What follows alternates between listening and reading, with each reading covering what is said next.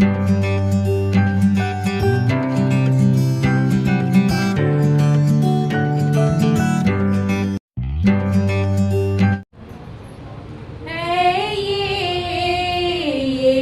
की योजना है, ये यीशु की योजना।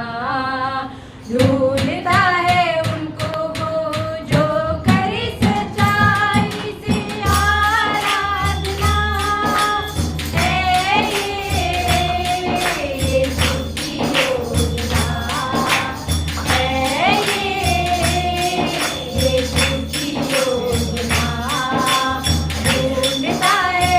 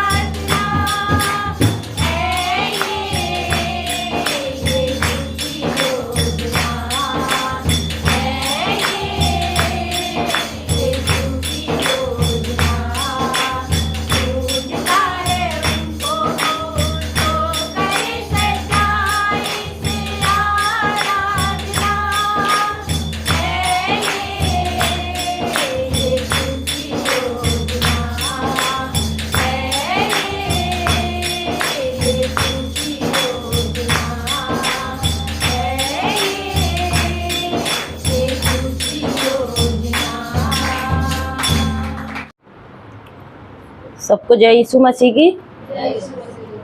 मेरा नाम सरिता है और मैं मथुरा की रहने वाली हूँ। अब मैं दिल्ली में रहती हूँ, कड़कड़ूमा। मेरी गवाही है जो इसी बुधवार की जो गया है, ये वाला बुधवार 9 तारीख को, तो मैं काम पे गई थी। तो मैं काम करके घर पे आ रही थी। मैं काम करके लौट के तो मैं बस में चढ़ रही थी, तो मैं बस में चढ़ नहीं पाई और स्कूटी वाला आके तेज़ी से बहुत तेज़ स्पीड में लाया और मैं बस में चढ़ नहीं पाई। बस के दरवाजे बंद हो गए और वो मुझे मार के चला गया और बस भी चली गई और स्कूटी वाला भी मार के चला गया। और 2 कदम बारी थोड़ी दूरी वो गिर पड़ा, मुझे मारने के बाद में वो भी गिर पड़ा और मैं कम से कम 5 सेकंड तक मैं रोड पर पड़ी रही, सीने के बल गिरी थी मैं बहुत तेज, जैसे मुझे किसी ने उठा के फेंक दिया हो। इस तरीके से मैं गिर गई रोड पे जाके, सारे रोड पर जाम लग गया और मैं पड़ी रही। पर सारे लोग कहते रहे लगी तो नहीं, मेरे मुंह में से आवाज़ भी नहीं निकल रही थी। मैं अपनी छाती पकड़ के पड़ी रही रोड पर 5 सेकंड तक।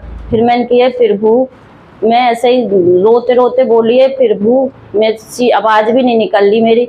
फिर मैं होश से मैं आई थोड़ा सा, फिर मुझे कुछ लोग वागों ने उठाया और बैठाला बस स्टैंड पे।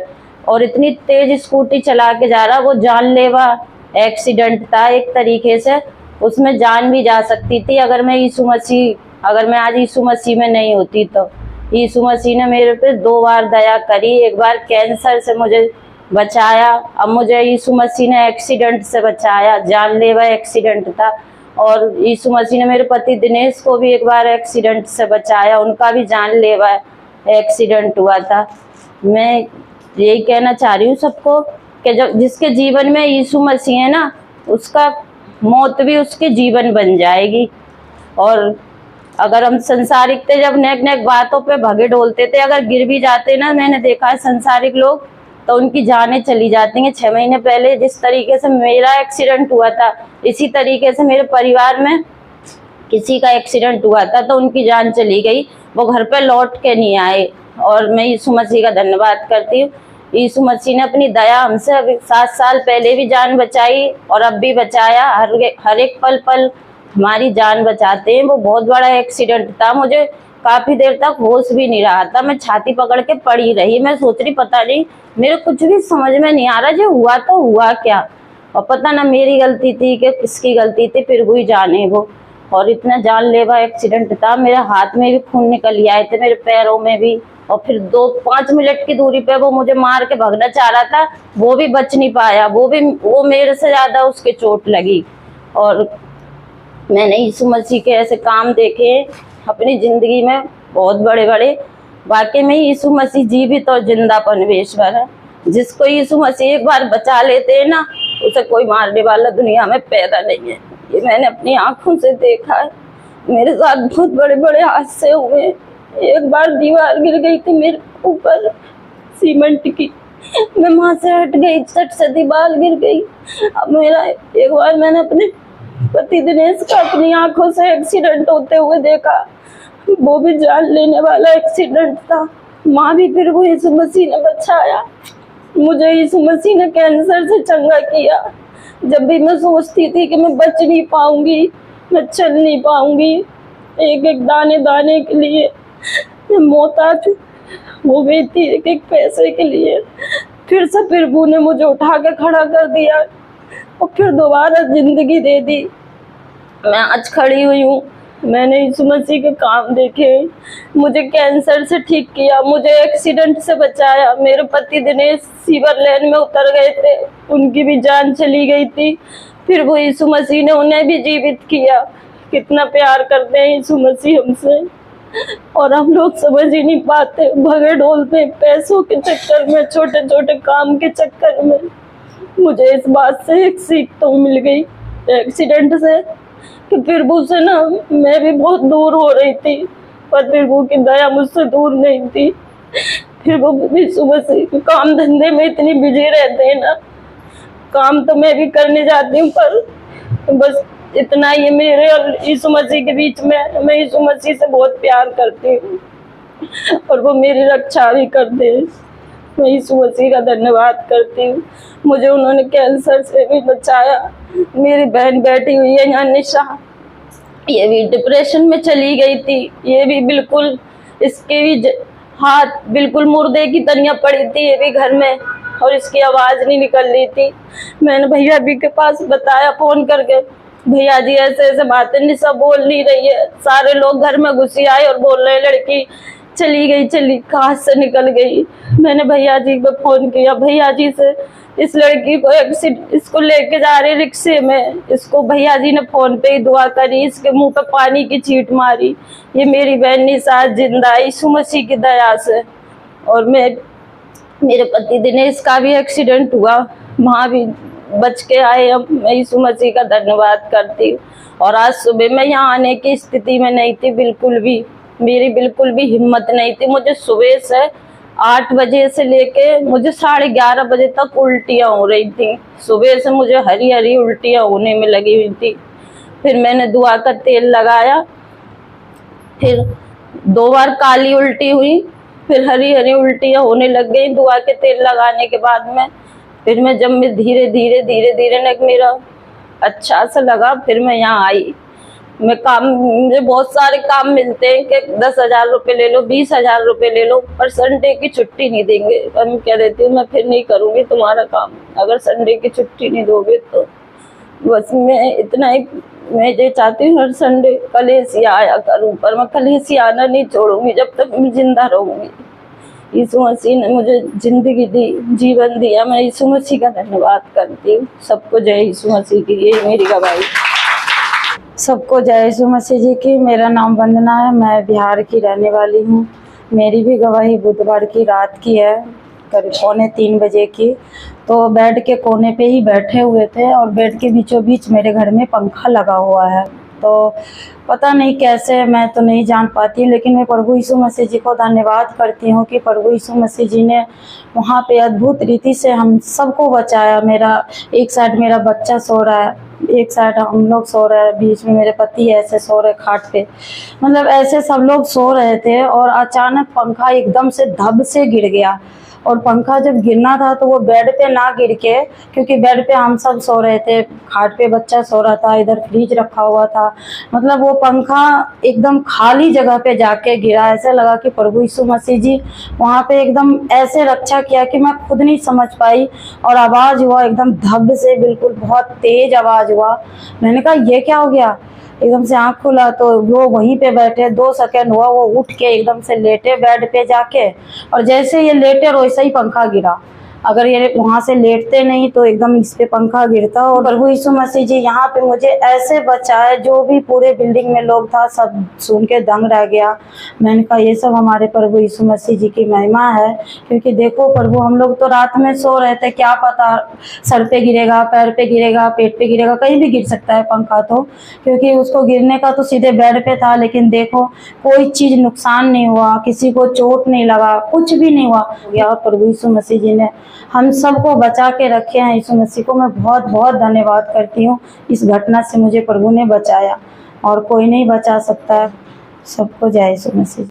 सबको जय प्रभु यीशु मसीह की। मैं बिहार का रहने वाली हूँ। मेरा नाम निर्मला है। मेरा पिछला संडे के गवाही है। मैं गई कलेसिया से, तो मैं दूसरा रूम देखने गई। वो रूम देख कर मैं जैसे नीचे उतर रही हूँ, बहुत तेज गिरी थी मैं। एक जीना ऊपर से गिरते गिरते गिरते गिरते नीचे चला आई, पर मेरे को कहीं चोट नहीं लगा। प्रभु यीशु मसीह बहुत सारी मेरे को दया करे, उस टाइम बहुत बचा लिए, न तो इतना तेज गिरे, हाथ पैर में बहुत परेशान हो जाती मैं। उसी टाइम प्रभु यीशु मसीह मुझे याद पड़े, मैं धन्यवाद दी, हे प्रभु जी मुझे बचा लिया। मेरा शरीर कांप रहा था खूब डर के मारे। मेरे पति या मेरे लड़का पीछे से हाथ पकड़ के उठाए, उठ तो नहीं पा रही थी, लेकिन शरीर खूब कांप रहा था जी। बहुत तेज आज गिरी हूँ। प्रभु यीशु मसीह का मैं धन्यवाद देती हूँ कि मैं उस दिन बच गई हूँ। प्रभु यीशु मसीह की महिमा, हम सब चंगा स्वस्थ रहते हैं। प्रभु यीशु मसीह का मैं धन्यवाद देती हूँ। लाखों लाखों करोड़ों करोड़ों मेरा यही गवाही है। सबको जय प्रभु यीशु मसीह। सबको जय यीशु मसीह की। मेरा नाम काजल है, मैं आदर्श नगर से आई हूँ। अभी बृहस्पतिवार की दिन था, तो मेरा थोड़ा सा घर में झगड़ा हो गया था, तो उससे इतनी बातें बढ़ गई थी कि कुछ समझ में नहीं आ रहा था क्या करे क्या नहीं। पर फिर भी प्रभु यीशु मसीह ने मुझे बचाया है, तो मैं प्रभु यीशु मसीह को धन्यवाद और प्रार्थना करती रहती हूँ। मेरे हस्बैंड ने क्या काम किया, मेरे दहेज का जो सामान था वो घर में से निकाल के फेंक दिया कि मैं अब घर में नहीं रखूँगा। मुझ पे जाने क्या क्या वो लगाने लग गए वो। पर फिर मैंने भैया जी के पास फ़ोन किया, भैया जी ने हमारे लिए प्रे करी, फिर हमारा गुस्सा शांत हुआ। उन्होंने फिर मुझे नहीं जाने दिया और उन्होंने सामान फिर से वापस घर में रखा। और मुझे प्रभु यीशु मसीह ने हर संकटों से बचाया। मैं प्रभु यीशु मसीह जी का बहुत बहुत धन्यवाद करती हूँ। जब मैंने भैया जी से प्रे कराई तो मेरे पति तभी फिर थोड़ी देर पीछे फिर घर में खाना लेके आए। फिर मैंने खाना बनाने को चली तो फिर मेरे जेठ जेठानी ने लड़ाई चालू कर दी। तो फिर मम्मी को पता नहीं क्या गुस्सा है, मम्मी मुझे लेके घर से निकल गई। हम कितनी देर तक सड़क पे बैठे रहे, पर मम्मी को गाड़ी का नंबर याद नहीं आया, मम्मी गाड़ी का नंबर भूल गई। मौसी जी भी उस टाइम पे मेरी फ़ोन नहीं उठा पा रही थी, तो कुछ समझ में नहीं आ रहा। फिर मेरी बड़ी मौसी के पास फ़ोन किया, बड़ी मौसी बोली कि यहाँ पे आ जाओ। मौसी बोली कि एक काम करो, तुम अगर यहाँ पे आना चाहते हो तो यहाँ पे आ जाओ, नहीं तो वापसी घर पे जाओ। उन्हें और हैवी मत होने दो कि वो हंसे तुम पे कि भाई हमारी बातों पे सुन के वे चले गए। घर पे बैठ और जाके खाना बना और अपने भैया जी के पास फ़ोन कर और प्रे करा। फिर मैंने भैया जी से फिर से प्रे करवाई, मेरे घर में फिर से सुख शांति मिली मुझे। और फिर मेरे हस्बैंड आए, उन्होंने कुछ नहीं कहा, फिर मैं आराम से रह पाई। प्रभु यीशु मसीह ने मुझे इतने संकटों से बचाया। जब से मैं यीशु मसीह में आई हूँ तब से मुझे हर उससे बीमारी से बचाया है। अगर अब मेरे साथ प्रभु यीशु मसीह ना होते तो आज मैं यहाँ पे नहीं होती। हालेलुया, सबको जय यीशु मसीह जी की। आइए हम लोग वचन में चलते हैं। यूहन्ना रचित सुसमाचार 1 अध्याय और उसकी 1 आयत से हम इस वचन को पढ़ने जा रहे हैं।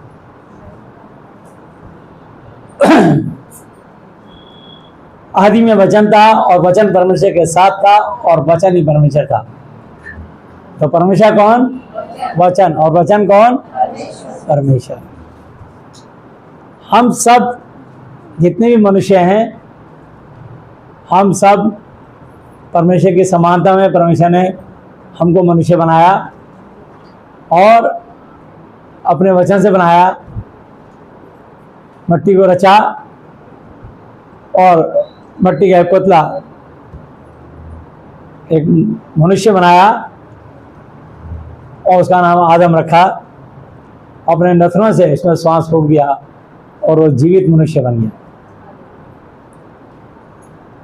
और जितने भी पशु पक्षी बनाए, पेड़ पौधे बनाए, जीव जंतु बनाए, फिर परमेश्वर ने मनुष्य की रचना की। और जब देखा कि उससे कोई मेल नहीं खा रहा तो परमेश्वर ने उसकी समानता में उसको बाहरी नींद में डाला, उसकी पसली निकाल कर उसकी समानता में एक स्त्री को बना दिया जो नर में से निकाली गई और नारी कहलाती। तो उसका नाम हवा रखा। तो मैं आपको बताना चाहता हूँ कि परमेश्वर ने सिर्फ मनुष्यों के अंदर अपने नथनों से सांस फूंका और मनुष्य जीवित मनुष्य बन गया और अपना आत्मा, अपना श्वास उस मनुष्य में डाला। और जानवरों के अंदर उनको जीवन जीने के लिए प्राण डाला। तो मैं आपको बताना चाहता हूं कि परमेश्वर ने मनुष्य को इसलिए बनाया कि मनुष्य उस परमेश्वर की बनाई हुई सारी प्रकृति को, नज़ारों को देखे और सब पर अपना कंट्रोल रखे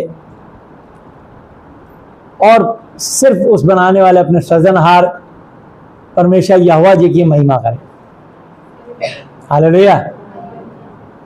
और मनुष्य ने इसी उम्मीद से, परमेश्वर ने मनुष्य को इसी उम्मीद से मनुष्य बनाया था कि वो उन्हीं का गुणानुवाद करे, उन्हीं का धन्यवाद करे। बदले में सारे जीव जंतु, पेड़ पौधे, पशु पक्षी, सब कुछ उसकी अधीनता में कर दिए और कहा फूलो फलो पृथ्वी पे भर जाओ, पृथ्वी अपने वश में कर। लेकिन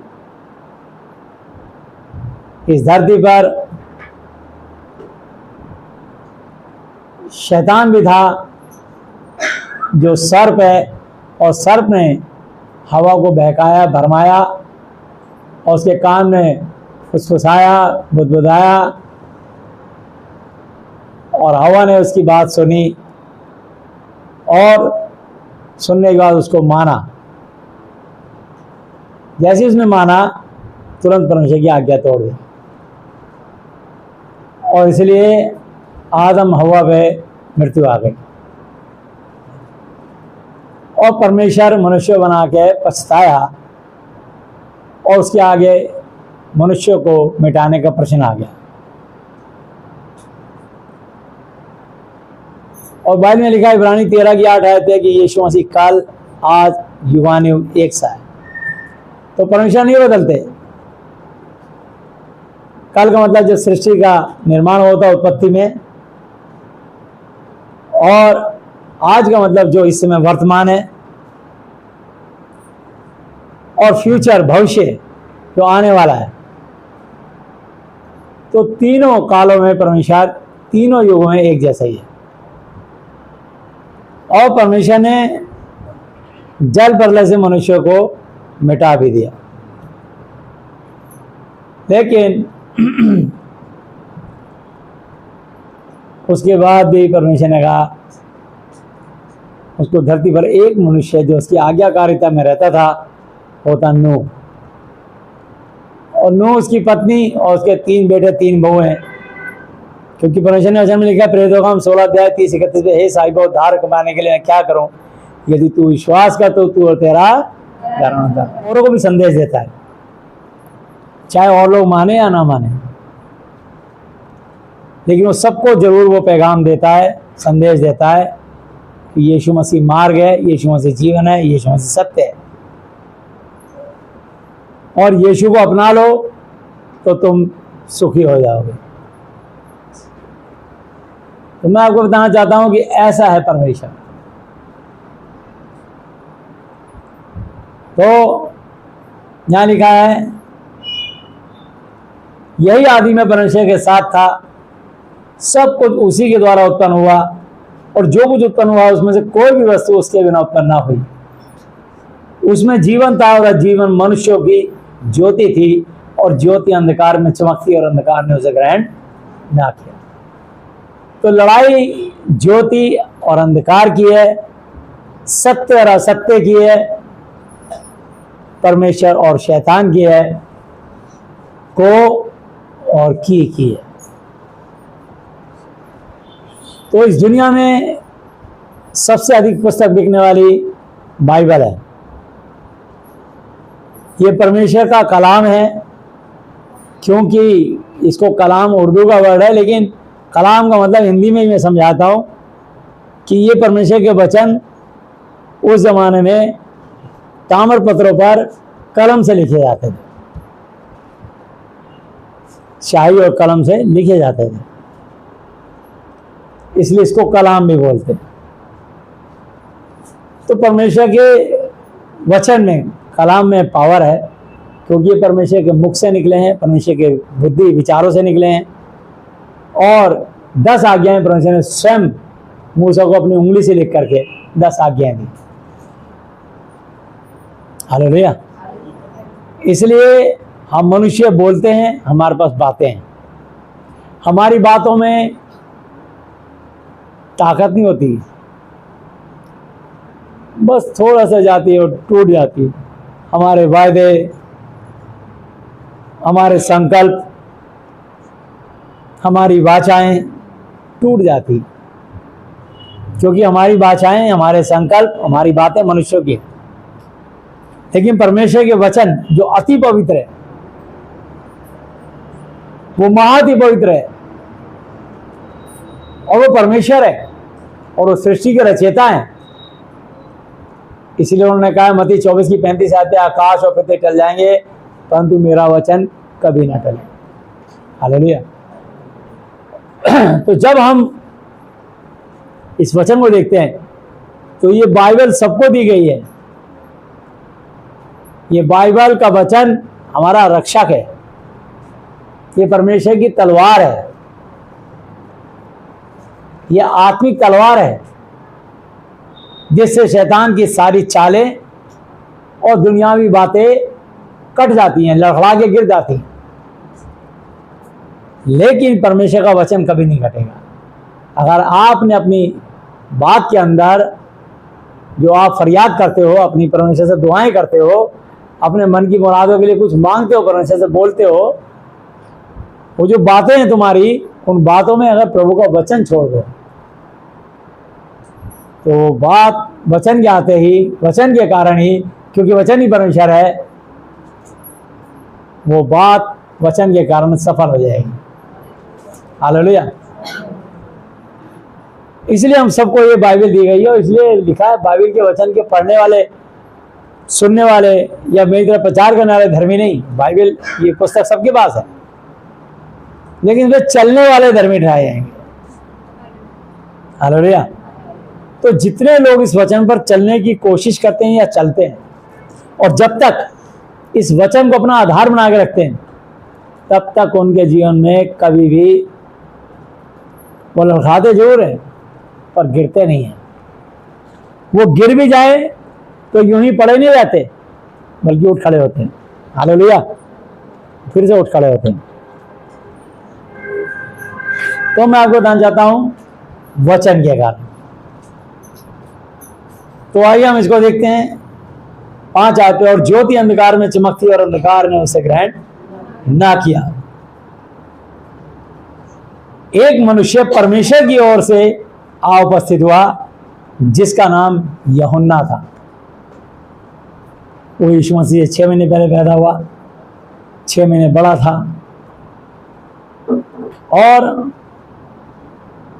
यहोवा जी के टाइम में वो यूहन्ना एलिया नबी के नाम से पैदा हुआ था। और परमेश्वर ने ये वाचा बांधी है कि यीशु मसीह जब तीसरी बार बादलों पर आएंगे, दूसरी बार बादलों पर आएंगे, उसका 3 बार मनुष्य बन के आना जरूरी है। एक बार एलिया बन के आ चुका, दूसरी बार यूहन्ना बन के आ चुका, एक बार और उसका आगमन होगा। उसके बाद यीशु मसीह का शारीरिक रूप से आगमन होगा। लेकिन यीशु मसीह का भले ही शारीरिक रूप से तब आगमन होगा, उससे पहले यीशु मसीह ने कहा मैं जाता हूं और आता हूं। और यीशु मसीह ने अपने चेलों को बताया था कि मेरे को ऐसे ऐसे पकड़ा जाएगा, पकड़वा देंगे, और पकड़वा के मेरे को क्रूस पे चढ़ाया जाएगा, मेरे को यातनाएं दी जाएंगी। तो यीशु मसीह ने सब कुछ होने से पहले बता दिया था। और उन यातनाओं में मुझे शारीरिक रूप से मरना पड़ेगा और मैं फिर जी उठूंगा। लेकिन जब उन्होंने ऐसा किया तो मंदिर का पर्दा बीच से फटा, और ये सोने के संदूक में जो ये वचन कंधों पे चलता था, जैसे कहार लेकर के दुल्हन को जाते हैं डोली में, ऐसे ये वचन सोने के संदूक में रख करके चलता था। उसको जमीन पे नहीं रखते थे। अगर यहोवा जी ने एक बार कहा कि यहां से लेकर आप इसको उस गांव में, उस देश में जाओगे, तो जब तक जमीन में नहीं रख सकते थे इसको। हर 15-15 मिनट में 10-10, 20-20 का हार जो सोने संदूक को उठा के रखते थे, वो बदल जाते थे, और ये सोने का संदूक चलता रहता था। अगर थकान के मारे किसी ने बीच में रख दिया या किसी छड़ी पे अटका दिया, तो उस देश में मरी फैलती थी, बीमारी फैलती थी, ये हवा का प्रकोप आया था आज्ञा तोड़ने के कारण। तो जब जब मनुष्य ने परमेश्वर की आज्ञाओं को तोड़ा, हल्के में लिया, चाहे वो प्रभु का कितना ही बड़ा सेवक क्यों ना हो, नबी क्यों ना हो, नबूवत करने वाले को नबी कहते हैं। हालेलुया। तो जितने भी लोग नबी नबूवत करते थे परमेश्वर को, लेकिन अगर एक ने भी आज्ञा तोड़ी तो परमेश्वर का प्रकोप भड़क उठता था और परमेश्वर उनको दंड देते थे कि तूने मेरी आज्ञा तोड़ी कैसे। इसलिए परमेश्वर की आज्ञा नहीं तोड़ना। जब तक आप आज्ञाकारिता में रहोगे, परमेश्वर से आशीषें बरकतें पाओगे। और जब आपने अपनी आज्ञा परमेश्वर की तोड़ी और मन की इच्छा को पूरा करने की कोशिश करी, मन की अभिलाषाओं को पूरा करने की कोशिश करी, ये अभिलाषाएं परमेश्वर की ओर से नहीं होती है। ये परमेश्वर ने बड़ा स्पष्ट कह दिया है, इसको अपने दिमाग में रख लीजिए। इसलिए परमेश्वर का वचन कहता है 7 आयत पे, यूहन्ना 1:7, ये गवाही देने आया है कि ज्योति की गवाही दे ताकि सब उसके द्वारा विश्वास लाए। हालेलुया। यूहन्ना की गवाही के द्वारा विश्वास लाएं। वह आप तो ज्योति ना था, परंतु उस ज्योति की गवाही देने के लिए आया था। सच्ची ज्योति जो हर एक मनुष्य को प्रकाशित करती है, जगत में आने वाली थी। वह जगत में था। कौन? जगत का रचने वाला, क्रिएटर यीशु मसीह नासरी, परमेश्वर यहोवा जी अपने इकलौते पुत्र को पैदा किया और वो पुत्र बनकर इस धरती अपने इकलौते पुत्र को भेजा। तो लिखा वह जगत में था, उनका बेटा यीशु मसीह जो है यहोवा जी के बेटे हैं। वह जगत में था और जगत उसके द्वारा उत्पन्न पैदा हुआ और जगत ने उसे नहीं पहचाना। हालेलुया। तो जैसे हम विश्वासी लोग हैं, हम सब लोग ऐसे ही साधारण कपड़ों में रहते हैं, हमको लोग पहचान नहीं पाते। लेकिन जो लोग अपना मेकअप करते हैं, कोई पादरी बनता है, कोई पाईजी बनता है, कोई मौलवी बनता है, कोई पंडित बनता है, वो अपने वस्त्रों से, अपनी वेशभूषा से, कोई सिख बनता है, कोई मुस्लिम बनता है, वो अपना एक ऐसा हुलिया बनाते हैं जिससे लगे कि हाँ ये फलां धर्म से, फलां जाति से, फलां मजहब से संबंध रखता होगा। आप अनुमान लगा लेते हो अपने नाम से, आप नाम से अनुमान लगा लेते हो कि इसका ये धर्म होगा। लेकिन परमेश्वर ने कोई धर्म नहीं बनाया। वो सबको एक बराबर सर्दी गर्मी बरसात देते हैं, सबको एक बराबर सांस ऑक्सीजन देते हैं। उन्होंने कोई धर्म मजहब नहीं बनाया। सबसे बड़ा धर्म और मजहब है इंसानियत और मानवता। इसलिए परमेश्वर इस धरती के सब मनुष्यों को बराबर सर्दी गर्मी बरसात और श्वास ऑक्सीजन देते हैं और अपना वचन सब तक पहुंचाते हैं।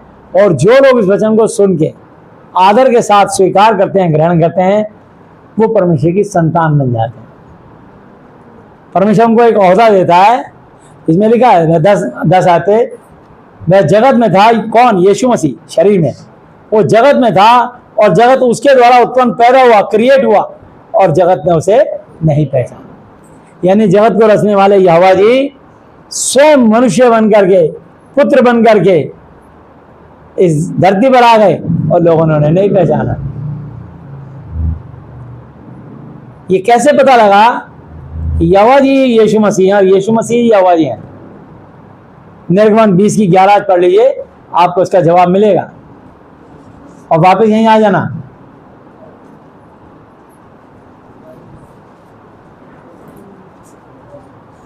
निर्गमन 20 अध्याय उसकी 11 आयत, क्योंकि 6 दिन में यहोवा जी ने आकाश और पृथ्वी और समुद्र और जो कुछ उनमें है सबको बनाया और 7वें दिन विश्राम किया। इस कारण यहोवा ने विश्राम दिन को आशीष दी और उसको पवित्र ठहराया। यानी 6 दिन में यहोवा जी ने अपने वचन से जो उत्पत्ति में कहा उजाला हो तो उजाला हो गया, 1 की 3 आयत। और परमेश्वर ने ऐसे ऐसे करके सृष्टि में जो जो कहा कि पानी 2 भाग विभाजित हो जाए, डिवाइड हो जाए, पानी एक जगह इकट्ठा हो, जो इकट्ठा हुआ उसने उसको समुद्र कहा। और सूखी भूमि दिखाई दे, परमेश्वर ने उनको पृथ्वी कहा। जो जो उन्होंने कहा वैसा पृथ्वी पे होता चला गया। उत्पत्ति की पुस्तक में 1 अध्याय में सब लिखा है। हालेलुया। तो परमेश्वर ने अपने वचन से, मुख्य वचन से सब चीजों का निर्माण कर दिया। और आज भी परमेश्वर की वाणी, परमेश्वर का कलाम हमारे पास है। आज भी जो लोग इस वचन को छोड़ देते हैं, इस वचन पर विश्वास रखते हैं, इस वचन के अनुसार काम करते हैं, वो परमेश्वर की वही आशीष, वही ताजगी, वही अनुग्रह और दया को पाते हैं, देखते हैं, जो इसमें उस समय होती थी।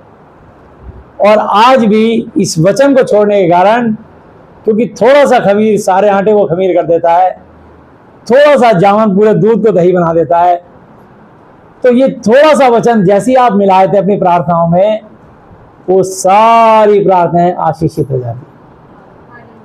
हालेलुया। और वो तुम्हारे मन की मुराद जो तुम मन में लेके बैठे होते हो, जैसे किसी की संतान नहीं हो रही, कई साल हो गए, 2 साल, 10 साल, 20 साल, तो बाइबल में सबसे बड़ा उदाहरण है कि सारा की 90 साल तक संतान नहीं हुई और इब्राहिम 100 बरस का। लेकिन उन्होंने परमेश्वर की वाणी पे विश्वास किया और धन्यवाद देते रहे। हालांकि वो लड़खड़ाए और सारा लड़खड़ाई, और उसने कहा कि मैं तेरे को संतान नहीं दे पा रही, तो मैं तेरे को परमिशन देती हूँ कि तू मेरी एक सेविका है, उससे शादी कर ले। उसका नाम हाजिरा है। और उसने उससे शादी करी, उससे एक बच्चा पैदा हुआ, इस्माइल, अपनी बुद्धि से, शारीरिक। और जब बच्चा मिल गया तो वो सारा को चिढ़ाने लगी, तंग करने लगी। और जब उसने ऐसा किया तो सारा को बुरा लगा और सारा उसके साथ बुरा व्यवहार करने लगी, मारपीट करने लगी, कठोर कुटिल वचन बातें बोलने लगी और उसको घर से निकलवा के दम दिया। तो उसको फिर इब्राहिम ने छोड़ दिया और उसका बच्चा उसको एक बिठा के कदीवर और सारा खाने पीने सामान और उसको भेज दिया। और जब पानी नहीं मिला, बच्चा रोने लगा, तो उसने कहा कि मेरा बच्चा प्यास के मारे मर रहा है। तो यहोवा जी ने कहा वहाँ एक कुआं है, इसको पानी पिला। तो बच्चा नहीं मरा और वो बच्चा 137 साल जीवित रहा। वो इस्माइल था।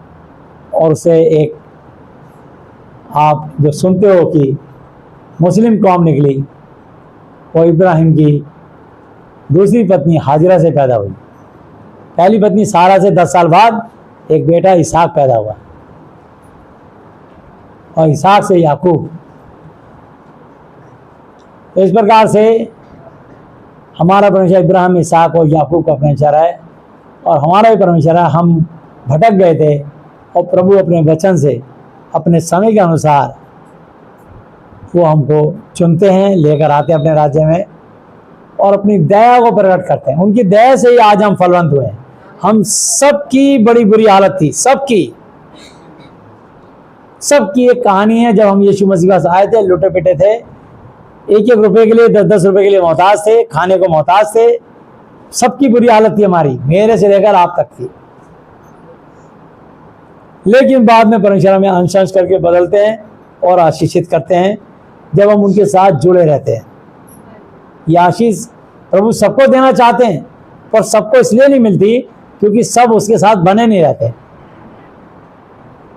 और परमेश्वर की आज्ञा तोड़ के उससे, जब परमेश्वर उनके मतलब उनके मन की इच्छा पूरी नहीं होती, वो अपने आप को प्रकट करते हैं कि हम शारीरिक हैं। और इसलिए वो शारीरिक होने के कारण परमेश्वर से जो है आशीषों से दूर होते चले जाते हैं। परमेश्वर ने कहा यूहन्ना मत्ती 6:33, पहले तू मेरे धर्म और राज्य खोज कर, संसार की हर वस्तु तेरे पीछे अपने आप बोलेगी। तुम चिंता करके ये ना कहना हम कल क्या खाएंगे, क्या पिएंगे, क्या पहनेंगे। तुम्हारा स्वर्गीय पिता जानता है तुम्हें सब ये वस्तु चाहिए।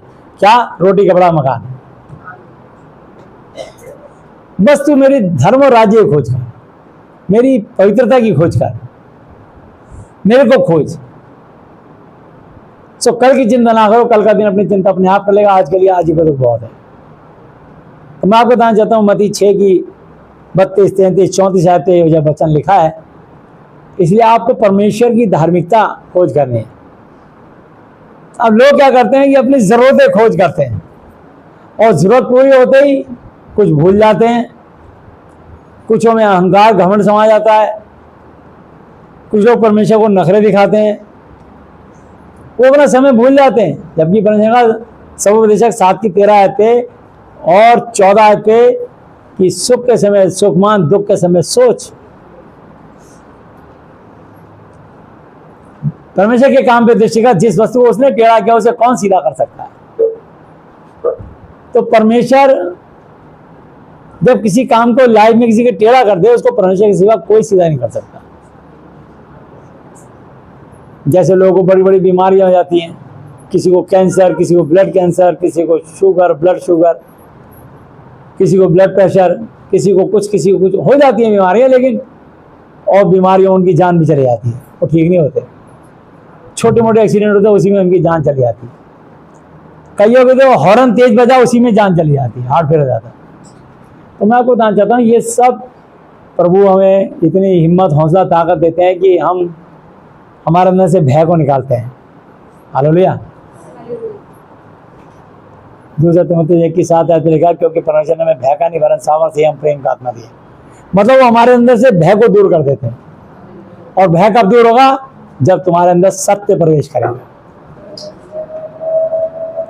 तो जब ये सच्चा वचन तुम्हारे अंदर आएगा, तुम निर्भय हो जाओगे। और जब तुम इस वचन को छोड़ के पाप करोगे, परमेश्वर की आज्ञाकारिता में नहीं रहोगे, तुम्हें पता सब होता है कि हम ये गलत कर रहे हैं, पता सब होता है। शराब पीने वाले को पता होता है कि मेरे अंदर इच्छा हो रही है शराब पीने के लिए, वो ठेके की ओर भागता है, उससे पहले पैसे का उपाय करता है, हो सब होता है उसे। पैसे नहीं है तो वो कहाँ से बर्तन भांडे बेचता है, चोरी करता है, कुछ कुछ करता है, लेकिन वो अपनी इच्छा पूरी करने, अभिलाषा पूरी करने के लिए पैसे इकट्ठे करता है। और वो सब भूल जाता है कि परमेश्वर का देख अब तो तू चंगा हो गया, फिर से पाप मत करना, ऐसा ना हो तुम कहीं तुझ से भी ज्यादा भारी विपत्ति आपने। तो कहने लगे ये है कि उसको सब पता होता है, विचार करने वाले को पता होता है विचार करने जा रहा है, उसे पता होता है कि पूरी तरह से मैं होशोवाश में हूं। परमेश्वर का शरीर का दिया, तेरी आंख है, तेरी आंख हुई, तेरा पूरा शरीर भी उजियाला होगा, पता है उसे पता है, ये वचन सुना है, ये वचन पढ़ा है। अगर तूने किसी औरत पे कुदृष्टि डाली तो तूने उसे विचार कर लिया, पता है उसे, फिर भी वो अपनी अभिलाषा पूरी करने के लिए वो कुदृष्टि डाल देता है। और कुदृष्टि डालने के कारण, उस व्यभिचार के कारण वो अपने शरीर को अशुद्ध करता है, क्योंकि वो मन की अभिलाषा पूरी कर रहा होता है। तो मैं आपको बताना चाहता हूं, आज्ञा कोई कठिन नहीं है,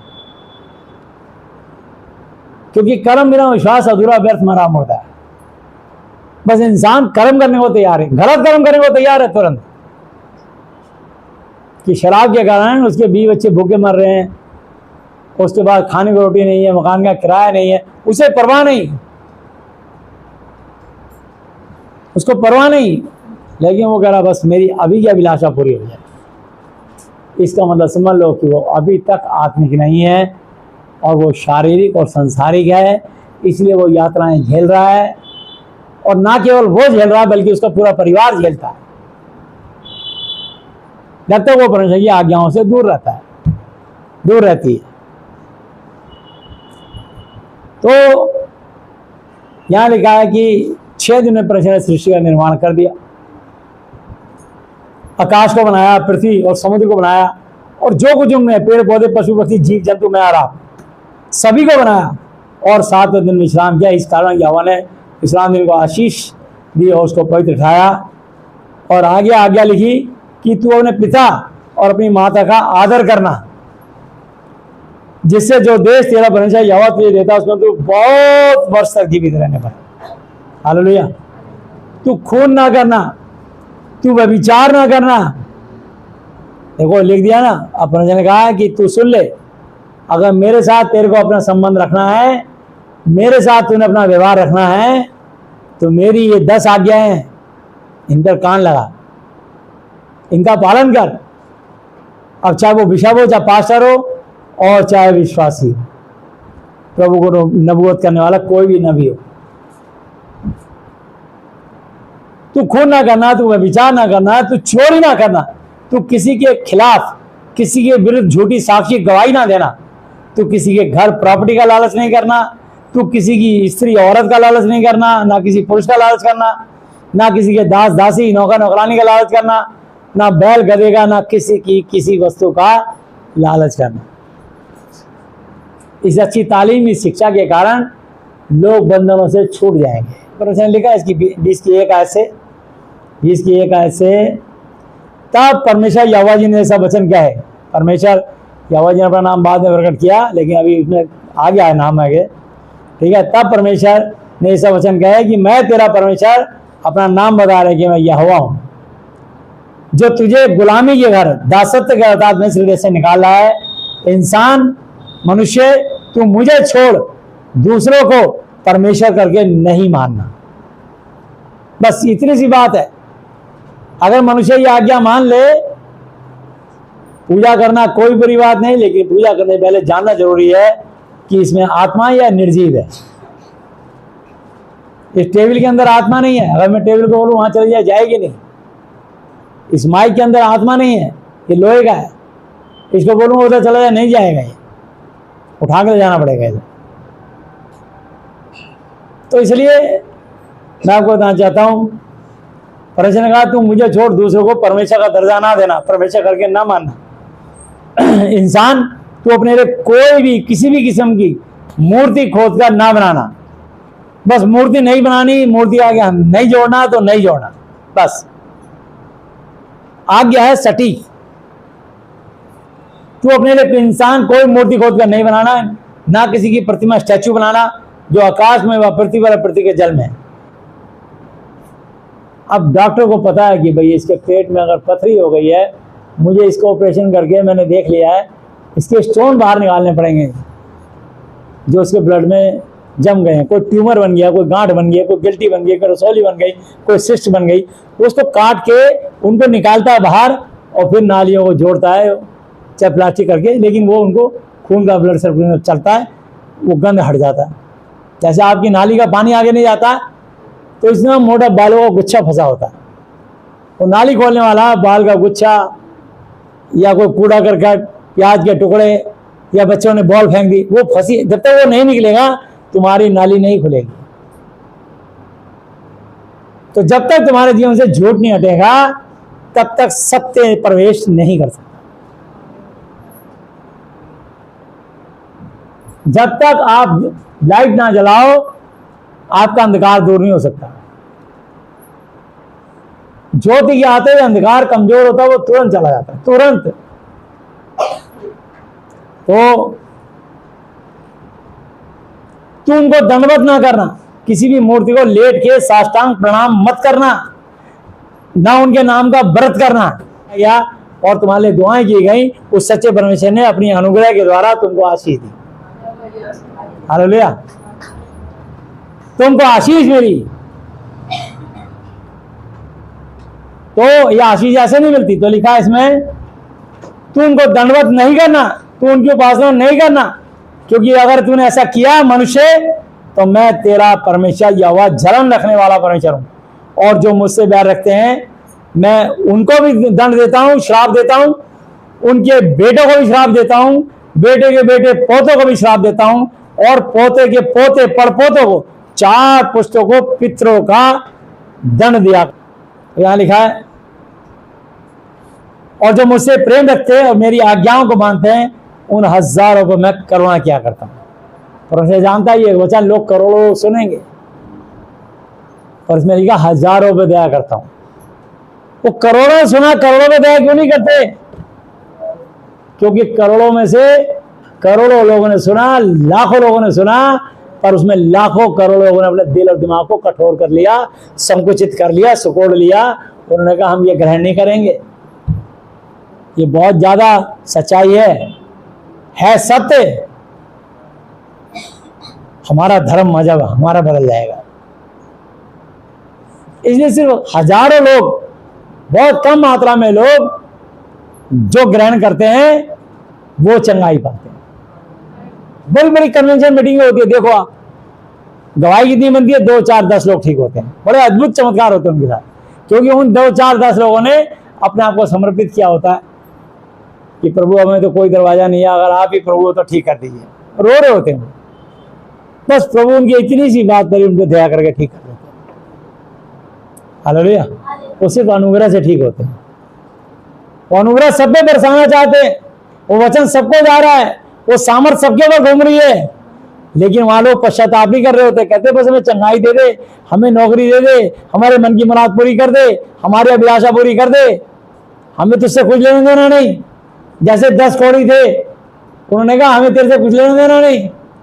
सुना जो लोग चंगा करता है, 10 कौड़ी थे, 10 के 10 धन्यवाद देने आए। यीशु ने कहा जाओ, और जाते जाते ही वो 10 के 10 कौड़ी शुद्ध हो गए। पर धन्यवाद देने आया एक, पवित्र आत्मा ने 10 को छुआ, 10 को चंगाई दी, पर धन्यवाद देने आया एक। ये दुनिया शुरू से ऐसी है, क्या करता है। तो लिखा है तो अपने परमेश्वर का नाम व्यर्थ ना लेना, झूठी बात पर ना लेना, क्योंकि जो यहोवा का नाम व्यर्थ बेकार मिले वो उसको निर्दोष बेगुनाह नहीं बल्कि गुनहगार ठहराएगा। वो निर्दोष नहीं हो सकता, प्रभु की दृष्टि में दोषी होगा। तो इसलिए बहुत सारे लोग यीशु मसीह से सिर्फ मतलब सीधा करने के लिए चले आते हैं, एक दूसरे को रेफरेंस देकर के। अभी मेरे से किसी ने दुआ कराई 2 हफ्ते पहले, बिहार से फोन आया, करण ने आपका नंबर दिया, और उसकी लड़की के सर में ब्रेन ट्यूमर, आँख इतनी मोटी हो गई है सोच के। बोले एम्स में कोई जान पहचान लगा दो कि इसका ऑपरेशन कामयाब हो जाए। मैंने कहा ऑपरेशन से नहीं बचेगी।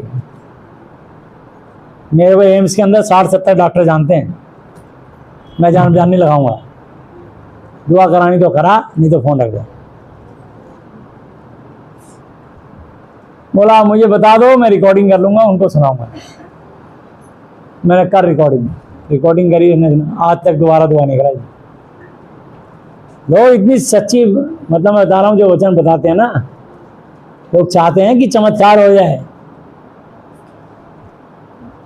जब तक तुम परमेश्वर की आज्ञा नहीं मानोगे, और परमेश्वर शोर से देख रहे होते हैं कि एक मनुष्य को, मैं यहोवा मन की जांच से हृदय को तोड़ता हूं, ताकि प्रत्येक जन को उसी की चाल चलन अर्थात उसके कर्मों के अनुसार उसका प्रतिफल दो। जो इंसान कर्म करता है, जो बोता वही काटेगा। सबके कर्म जानते हैं प्रभु, सबके कर्म, सुकर्म भी और कुकर्म भी, दोनों जानते हैं।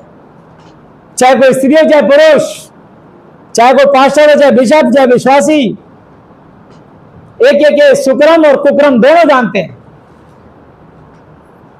लेकिन परमेश्वर का फिर से पाप मत करना।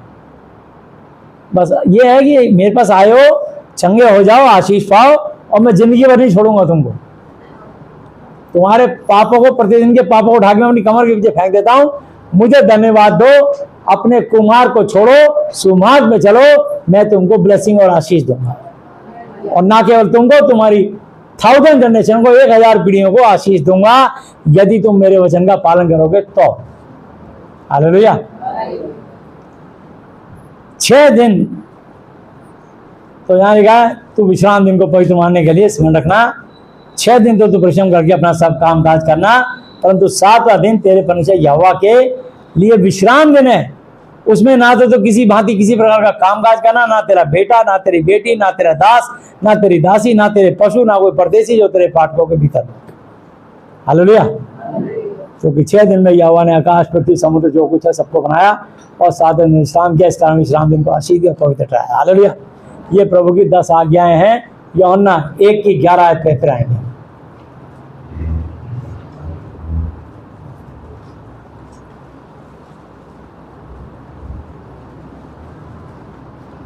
एक की 10 आयत पढ़ के, मैं 10 पढ़ चुका था।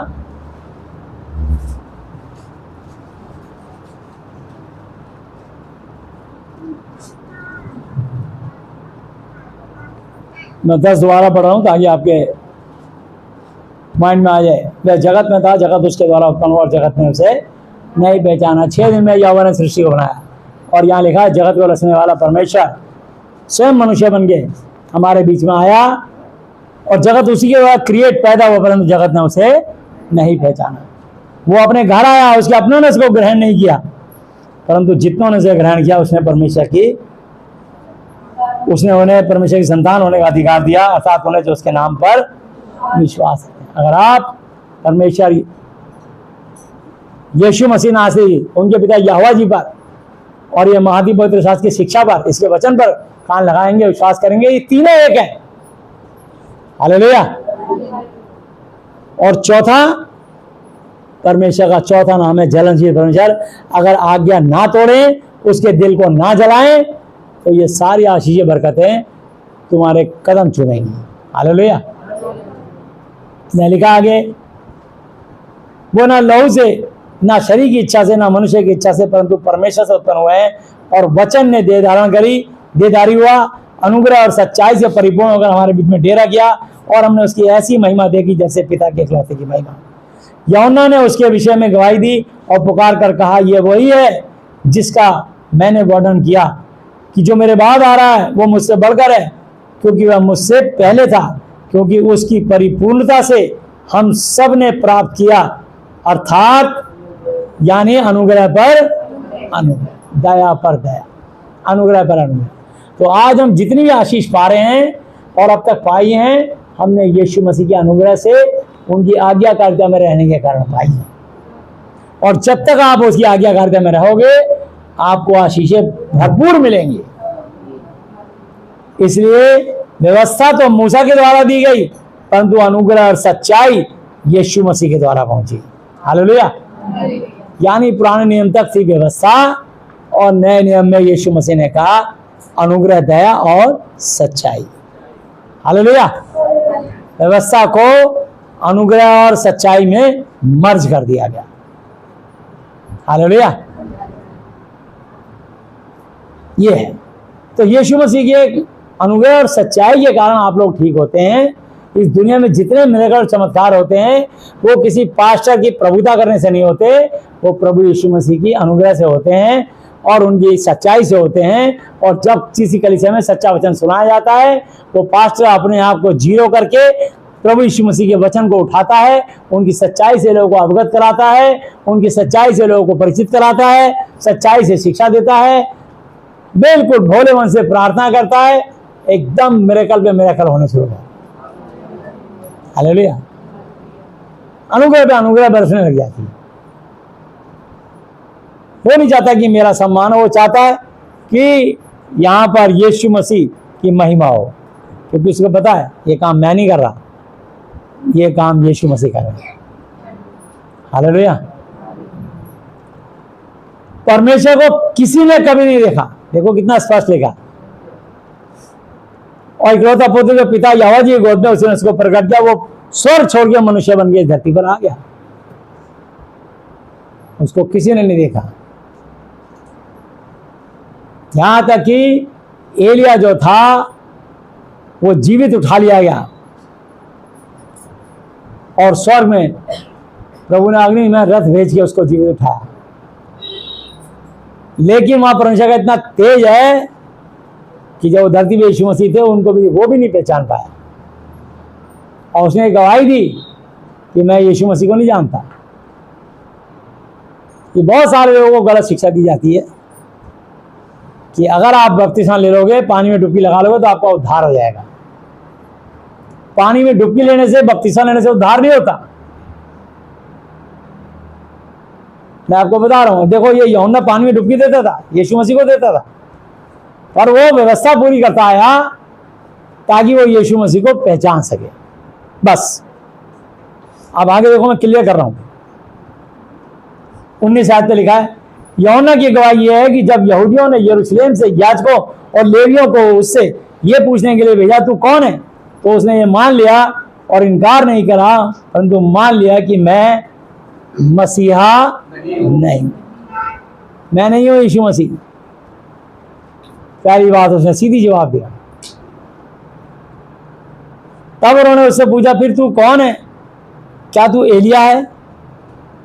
उसको मेमोरी में ये भी याद नहीं, जब स्वर्ग से भेजा तो स्वर्ग में जो कोई भी स्वर्गदूत जब स्वर्ग से बच्चा आता है, आप देखो जब नया बच्चा पैदा होता है उसको सिर्फ स्वर्ग का माहौल और स्वर्ग की बातें याद रहती हैं। वो बच्चा लेटे लेटे हंस रहा होता है। कई बार माँ को देखो देखो हंस रहा है, देखो ये बिल्कुल मेरे को देख रहा है, देखो देखो, अरे देखो देखो, अरे ये तो मेरे जैसा है। उसका पापा कहता नहीं मेरे जैसा है, उसकी बुआ कहती नहीं मेरे जैसा है। लड़ रहे हैं आपस में, वो बच्चे को पता ही नहीं किसके जैसा है। वो बच्चा कह के मुस्कुराता है तो करे देखो हंस रहा है। उसको स्वर्ग की जो है वचन याद होते हैं, स्वर्ग का माहौल याद होता है उसे। लेकिन तुम यहाँ पर अरे नहीं उधर क्यों हंस रहा, देख बेटा देख, मैं तेरी मम्मा, मैं तेरी मम्मा, ये तेरा पापा, ये तेरा मामा, ये तेरा चाचा, ये तेरा चूचू। अरे तुम बाद में A for apple, B for ball, C for cat, उसको पूछे दे तो B फॉर बैट, और वहां की बातें भूल जा। यहाँ ABCD पर स्वर के वचन भूल जा, स्वर के दिमाग से बात निकाल दे, अपनी धरती पर है। वो बच्चा फ्रेश होता है, फिर बच्चे यहाँ पर कहते हैं अरे हमारा बच्चा फर्स्ट आया, सेकंड आया, थर्ड आया। यहाँ की शिक्षा पाके खुश होते हैं। स्वर के वचन बुला के, स्वर के इसका वातावरण अलग करके यहाँ की बातें दिमाग में डाल के खुश होते हैं। मेरा बच्चे का वहाँ एडमिशन हो गया, मेरा बच्चे का ये हो गया, अपनी क्लास में टॉपर हो गया। स्वर की बातें कुछ भी नहीं पता उसे, स्वर के वचन कुछ नहीं पता उसे।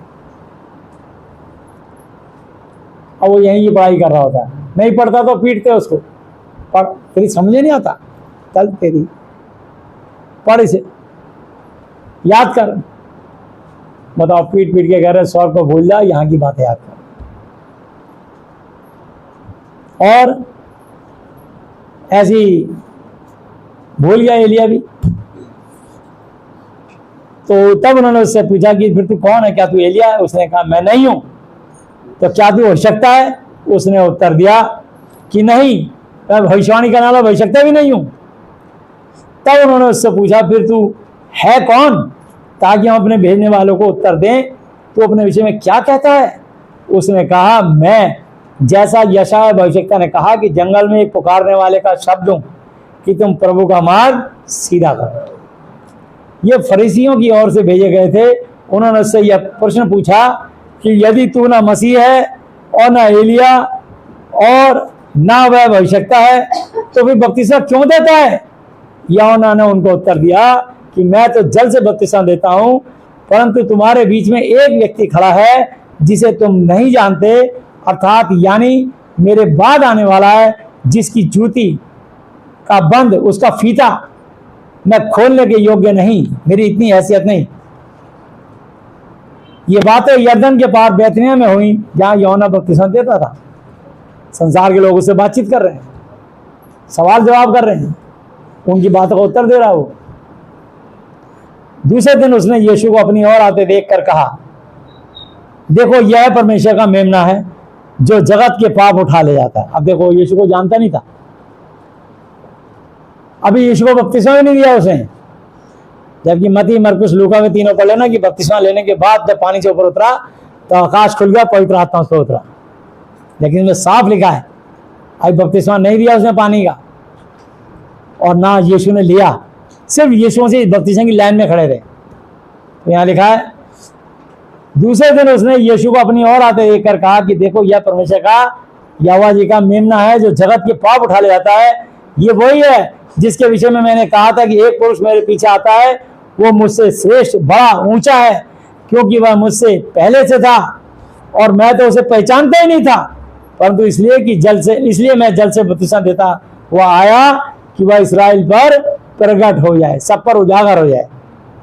और यूहन्ना ने यह गवाही दी कि मैंने आत्मा को, होली स्पिरिट को, पवित्र आत्मा को कबूतर की नाई आकाश से उतरते देखा है और वह उस पर ठहर गया। बोला बपतिस्मा नहीं लिया इसने, पर पवित्र आत्मा की रोशनी उसके ऊपर उतर गई। समझे ना?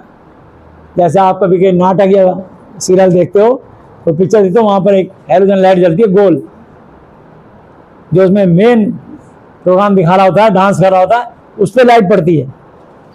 ऐसी यीशु मसीह पे लाइट पड़ी, रोशनी। तब यूहन्ना ने बताया कि ये वही है। और आगे लिखा है और मैं तो उसे पहचानता ही नहीं था, परंतु जिसने मुझे भेजा, यानी यहोवा जी ने मुझे भेजा है, जल से बपतिस्मा देने को भेजा, उसी ने मुझसे कहा कि जिस पर तू आत्मा को उतरते और ठहरते देखे वही पवित्र आत्मा से बपतिस्मा देने वाला है, पवित्र आत्मा से बपतिस्मा देने वाला है। हालेलुया, कितना क्लियर लिखा है।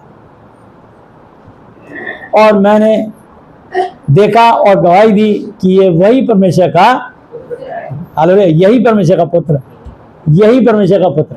हालेलुया। तो मैं आपको बताना चाहता हूँ मेरे अजीजों, जब मैंने इस वचन को ध्यान से पढ़ा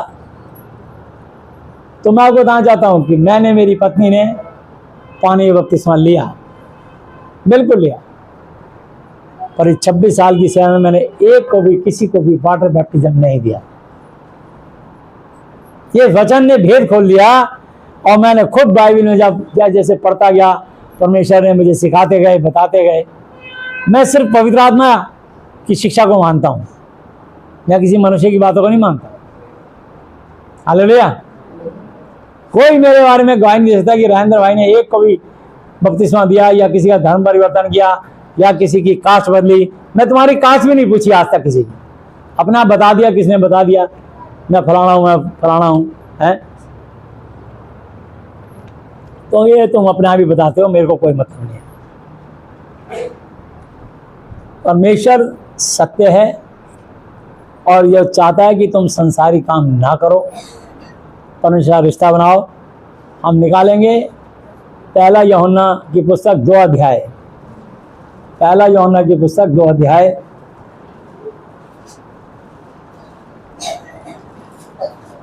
और इसकी 14 आयत से पढ़ने जा रहा हूं। हे पितरों, मैंने तुम्हें इसलिए लिखा है कि जो आदि से है तुम उसे जान गए हो। हे जवानों, मैंने तुम्हें इसलिए लिखा है कि तुम बलवान ताकतवर हो और परमेश्वर का वचन तुम में बना रहता है और तुमने उस दुष्ट पर विजय पाई है। तुम ना तो संसार से और ना संसार में की वस्तुओं से प्रेम रखो। यदि कोई संसार से प्रेम रखता है तो उसमें पिता का प्रेम नहीं है। हालेलुया। क्योंकि जो कुछ संसार में है अर्थात शरीर की अभिलाषा, तुम एक दूसरा जोड़ा पसंद करते हो, किसका नन्नस कैसा है, किसका रंग रूप कैसा है, इसके साथ इसकी जोड़ी फिटिंग बैठेगी नहीं बैठेगी। और याद रखना, हर चमकने वाली चीज सोना नहीं होती है। तो इसलिए ये मत समझना चाहिए चमक धमक रही है, सुंदर है। परमेश्वर से पूछो कि प्रभु ये आपकी इच्छा और योजना में है, हमें अगुवाई कीजिए। आप परमेश्वर से चिन्ह मांगो, परमेश्वर से प्रार्थनाएं करो, आप दुआएं करके पूछो, परमेश्वर की सहमति लो। अगर परमेश्वर आपको इजाजत दे तब उस काम में कदम बढ़ाओ। ये नहीं कि ये मैंने इसको पसंद कर लिया, मैंने उसे पसंद कर लिया, मैंने शादी कर ली या शादी करना चाहते हैं। ये तुम शारीरिक हो, आत्मिक हो ही नहीं, क्योंकि तुमने परमेश्वर की इच्छा को नहीं जाना। तुम बस एक दूसरे से आकर्षित और प्रभावित हुए और फैसला ले लिया। इसका मतलब साफ है कि तुम अभी तक आत्मिक हुए ही नहीं। यह साफ लिखा है। क्योंकि जो कुछ संसार में अर्थात शरीर की अभिलाषा और आंखों की अभिलाषा और जीविका का घमंड, पैसों का घमंड, कमाई का घमंड, कि हम सऊदी अरब चले गए, हमारा जो है बेटा 6 लाख रुपए कमा रहा था, उनका जीविका का घमंड आ गया। ये पिता यहोवा की ओर से नहीं है, यीशु मसीह की ओर से नहीं है, परंतु संसारी की ओर से। संसार और उसकी अभिलाषाएं दोनों मिटते जाते हैं, पर जो परमेश्वर की इच्छा पर चलता है वो अनंत काल तक सर्वदा बना रहेगा। हालेलुया। तो इसलिए कभी अपने नहीं कि हम उसके बिना जी नहीं सकते, तो हम परमेश्वर के बिना नहीं जी सकते। अगर परमेश्वर आज हमारे नसों में से सांस खींच ले, अभी हम ढेर हो जाएंगे। अगर आज परमेश्वर भी हमारे शरीर में कोई बीमारी को एंट्री होने दे, परमेश्वर नहीं डालेंगे, वो डालते नहीं अब, क्योंकि लिखा है याकूब पत्री 1:13 पे, जब किसी की परीक्षा हो तो ये ना कहे कि मेरी परीक्षा परमेश्वर की ओर से होती है। ना तो बुरी बात से परमेश्वर की परीक्षा हो सकती है, ना हो किसी परीक्षा आप करता है, परंतु प्रत्येक व्यक्ति अपने अभिलाषा में खिंचकर फंसकर परीक्षा में पड़ता है और पाप को जन्म देता है। पाप जब बढ़ जाता है तो मृत्यु उत्पन्न करता है। तो मैं आपको बताना चाहता हूं, आप अपनी अभिलाषाओं में खुद फंसते हो। आपके फैसले होते हैं और परमेश्वर सबको सिखाते हैं, सबको सिखाते हैं। सबकी परमेश्वर की प्लानिंग है। मैं आपको अभी दिखाऊंगा। हे लड़कों, ये अंतिम समय है, और जैसा तुमने सुना है कि यीशु मसीह का विरोधी आने वाला है, उसके अनुसार अब भी बहुत से यीशु मसीह के विरोधी उठे हैं। इससे हम जानते हैं कि ये अंतिम समय है। वो निकले तो हम ही में से हैं, वो निकले तो हमारी कलीसिया में से हैं, हमारी शिक्षा में से हैं, हमारे विश्वासी में से हैं, पर हम में के थे नहीं। क्योंकि यदि हम में के होते तो हमारे साथ रहते, पर निकल इसलिए गए कि यह काम प्रकट उजागर हो कि वे सब हम में के नहीं है। हालेलुया, हम में के नहीं है। भाई प्रभु ने वचन में कहा तुमने सेठ में पाया, फ्री में पाया, फ्री में बांटो। कहीं लिखा ही नहीं है कहीं आप फीस लगाओ। हाँ, गुप्तदान दशवांश भेंट देने के लिए लिखा है, लेकिन किसी से फीस लगाना या किसी के घर जाना या किसी को बोला कि यहां आओगे तो इतने पैसे लेंगे हम दुआ करने के, ये कहीं नहीं लिखा। फ्री में शिक्षा देने को कहा है। वो हमें के निकले बाइबिल में से शिक्षा लेके हैं, और वो हमें के थे नहीं, इसलिए प्रकट हो गए और यीशु का नाम की बदनामी हो रही है। अब बदनामी तो उसके कर्मों के कारण हो रही है ना। अब कई लोग दुआएं करते हैं कि वो निर्दोष है, वो जो है दोषी है, निर्दोष है। अब आप ये छोड़ दो, लेकिन जब यदि परमेश्वर हमारी ओर तो हमारा विरोधी कौन हो सकता है? परमेश्वर काला जीवन से उन्होंने हमेशा अपने बच्चों को बचाया। इसलिए निर्गमन 14 लिखा तुम चुपचाप और शांत रहो, या वो आप ही तुम्हारी ओर से लड़ेगा। बस खड़े खड़े तुम उसके उद्धार का काम देखो। आज आप जब तुम निकलो तो कुत्ता भी नहीं भौंकेगा। 6 लाख सिपाही निकले, एक कुत्ता भी नहीं भौंका। 6 लाख लोगों के कदमों की इतनी आवाज होती है जैसे सेना गुजर रही है। हमारा परमेश्वर ऐसा है, वो काला जीवाणु के एक साथ। तो जब परमेश्वर आपके संग नहीं होंगे, आप हर जगह मुसीबत में फंसोगे। ये पहला चिन्ह है, समझ लो। क्योंकि लिखा है यर्मिया 17 की 9 और 10 आयतें, मन तो सब वस्तुओं से अधिक धोखा देने वाला होता है, उसमें असाध्य रोग लगा, उसका भेद कौन समझ सकता है। परंतु मैं यहोवा मन की जांच कर हृदय को तोलता हूं, ताकि प्रत्येक जन को उसी की चाल चलन अर्थात उसके कर्मों के अनुसार उसका प्रत्येक कर दूं। जो इंसान कर्म बोता है, करता है, वही काटेगा।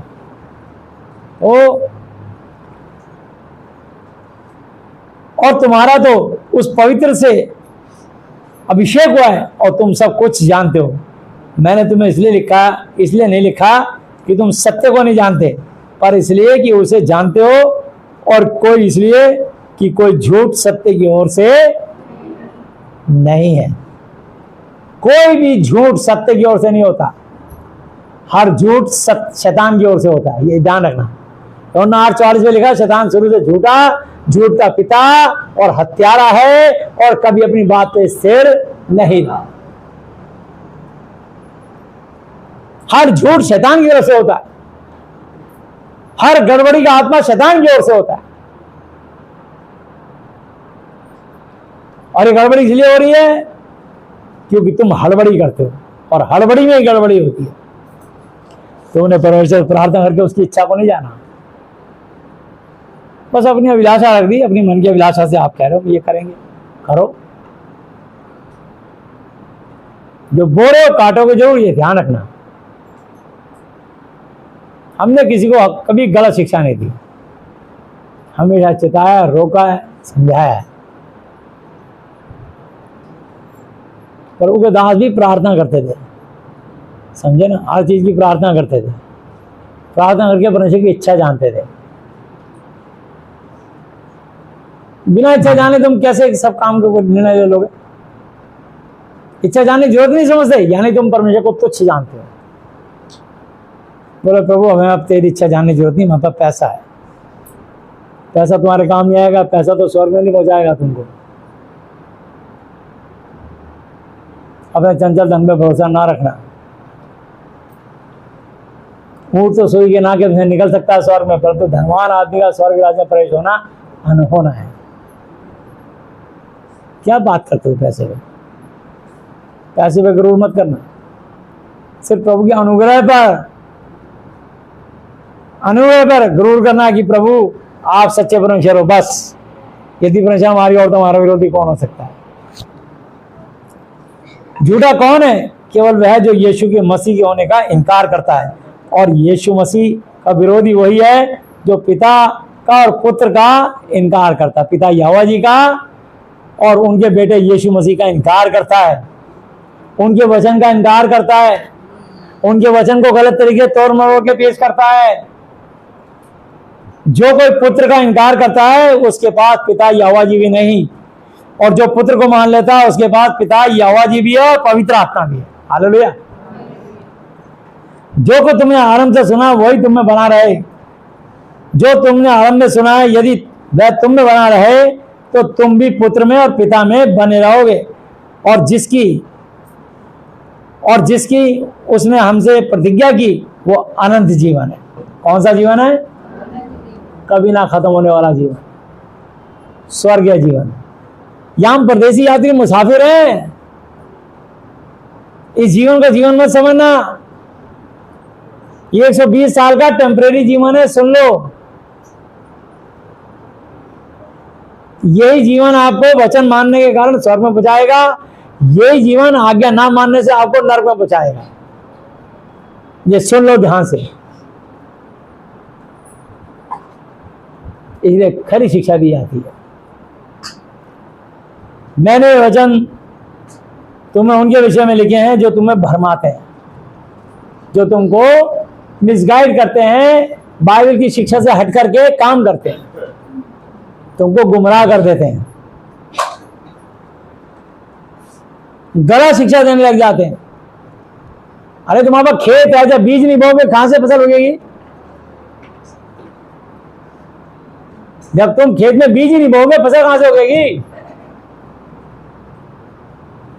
बोना और काटना जरूरी है, ध्यान रखना।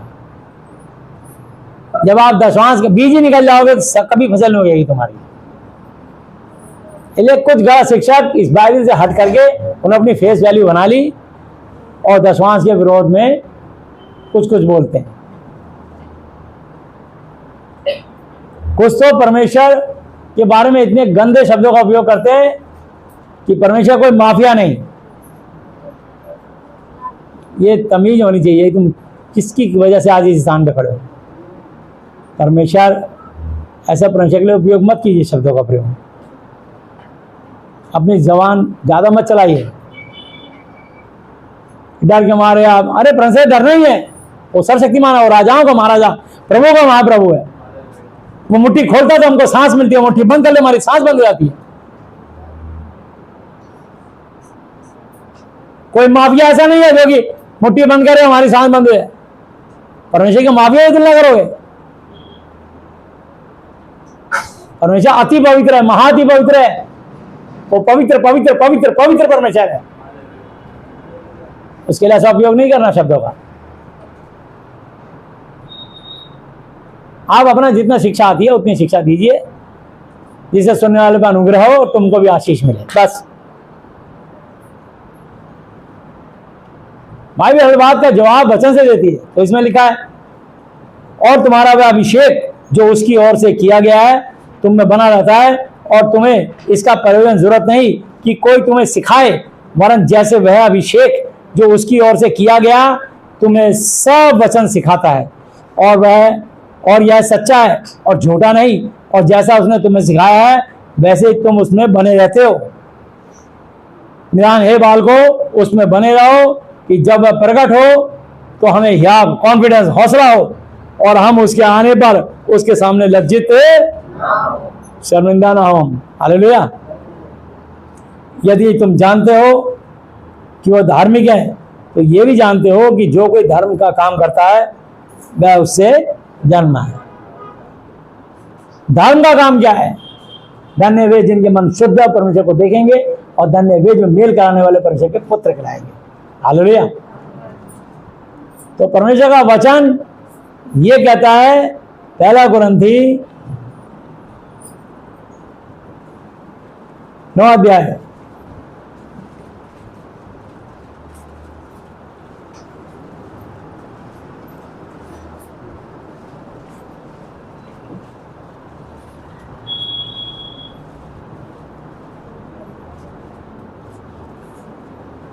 9 अध्याय की 1 आयत से, क्या मैं स्वतंत्र नहीं, क्या मैं प्रेरित नहीं, क्या मैं यीशु को जो हमारा प्रभु है नहीं देखा, क्या तुम प्रभु में मेरे बनाए हुए नहीं?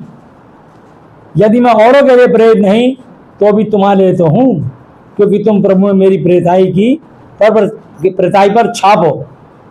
तुम जो मुझे जांचते हैं उनके लिए यही मेरा उत्तर है। क्या हमें खाने पीने का अधिकार नहीं? क्या हमें यह अधिकार नहीं कि किसी मसीही बहन को ब्याह करके लिए फिरें, जैसा और प्रेरित और प्रभु के भाई और कैफा करते हैं? हालेलुया। या केवल मुझे और बरनबास को अधिकार नहीं कि कमाई करना छोड़ें? कौन कभी अपने घर से खाकर सिपाही का काम करता है? कौन दाग की बारी लगाकर उसका फल नहीं खाता? कौन भेड़ों की रखवाली करके उसका दूध नहीं पीता? कोई दूध ऐसा नहीं है जो भेड़ बकरी पाले और उसका दूध ना पिए, पीता भी है और बेचता भी है। कोई किसान ऐसा नहीं जो अपने खेत में फसल लगाए और उसका अनाज अपने घर में ना रखे, तो मंडी में ही बेचता है और कुछ अपने घर में भी रखता है। क्या मैं ये वचन मनुष्य ही की रीति पर बोलता हूँ? क्या व्यवस्था भी ये नहीं कहती? क्योंकि मूसा की व्यवस्था में लिखा है कि दावने में चलते हुए बैल का मुंह न बांधना। क्या परमेश्वर बैलों ही की चिंता करता है या विशेष करके हमारे लिए कहता है? हाँ, हमारे लिए लिखा गया, क्योंकि उचित है कि जोतने वाला आशा से जोते और दावने वाला भागी होने की आशा से दावनी करे। सो जबकि हमने तुम्हारे लिए आत्मिक वस्तु बोई, तो क्या यह कोई बड़ी बात है कि तुम्हारी शारीरिक वस्तु की फसल काटें? जब औरों का तुम पर यह अधिकार है, तो क्या हमारा इससे अधिक ना होगा? परंतु हम यह अधिकार काम में नहीं लाए, परंतु सब कुछ सहते हैं कि हमारे द्वारा यीशु मसीह के सुसमाचार की कुछ रोक ना हो। हालेलुया। पौलुस रात को तंबू सीता था और दिन में लोगों के लिए फ्री सेवा करता था। हालेलुया। उसने कभी कोई फीस नहीं लगाई, कोई पैसा नहीं, और वो काम करता था किस तरीके से।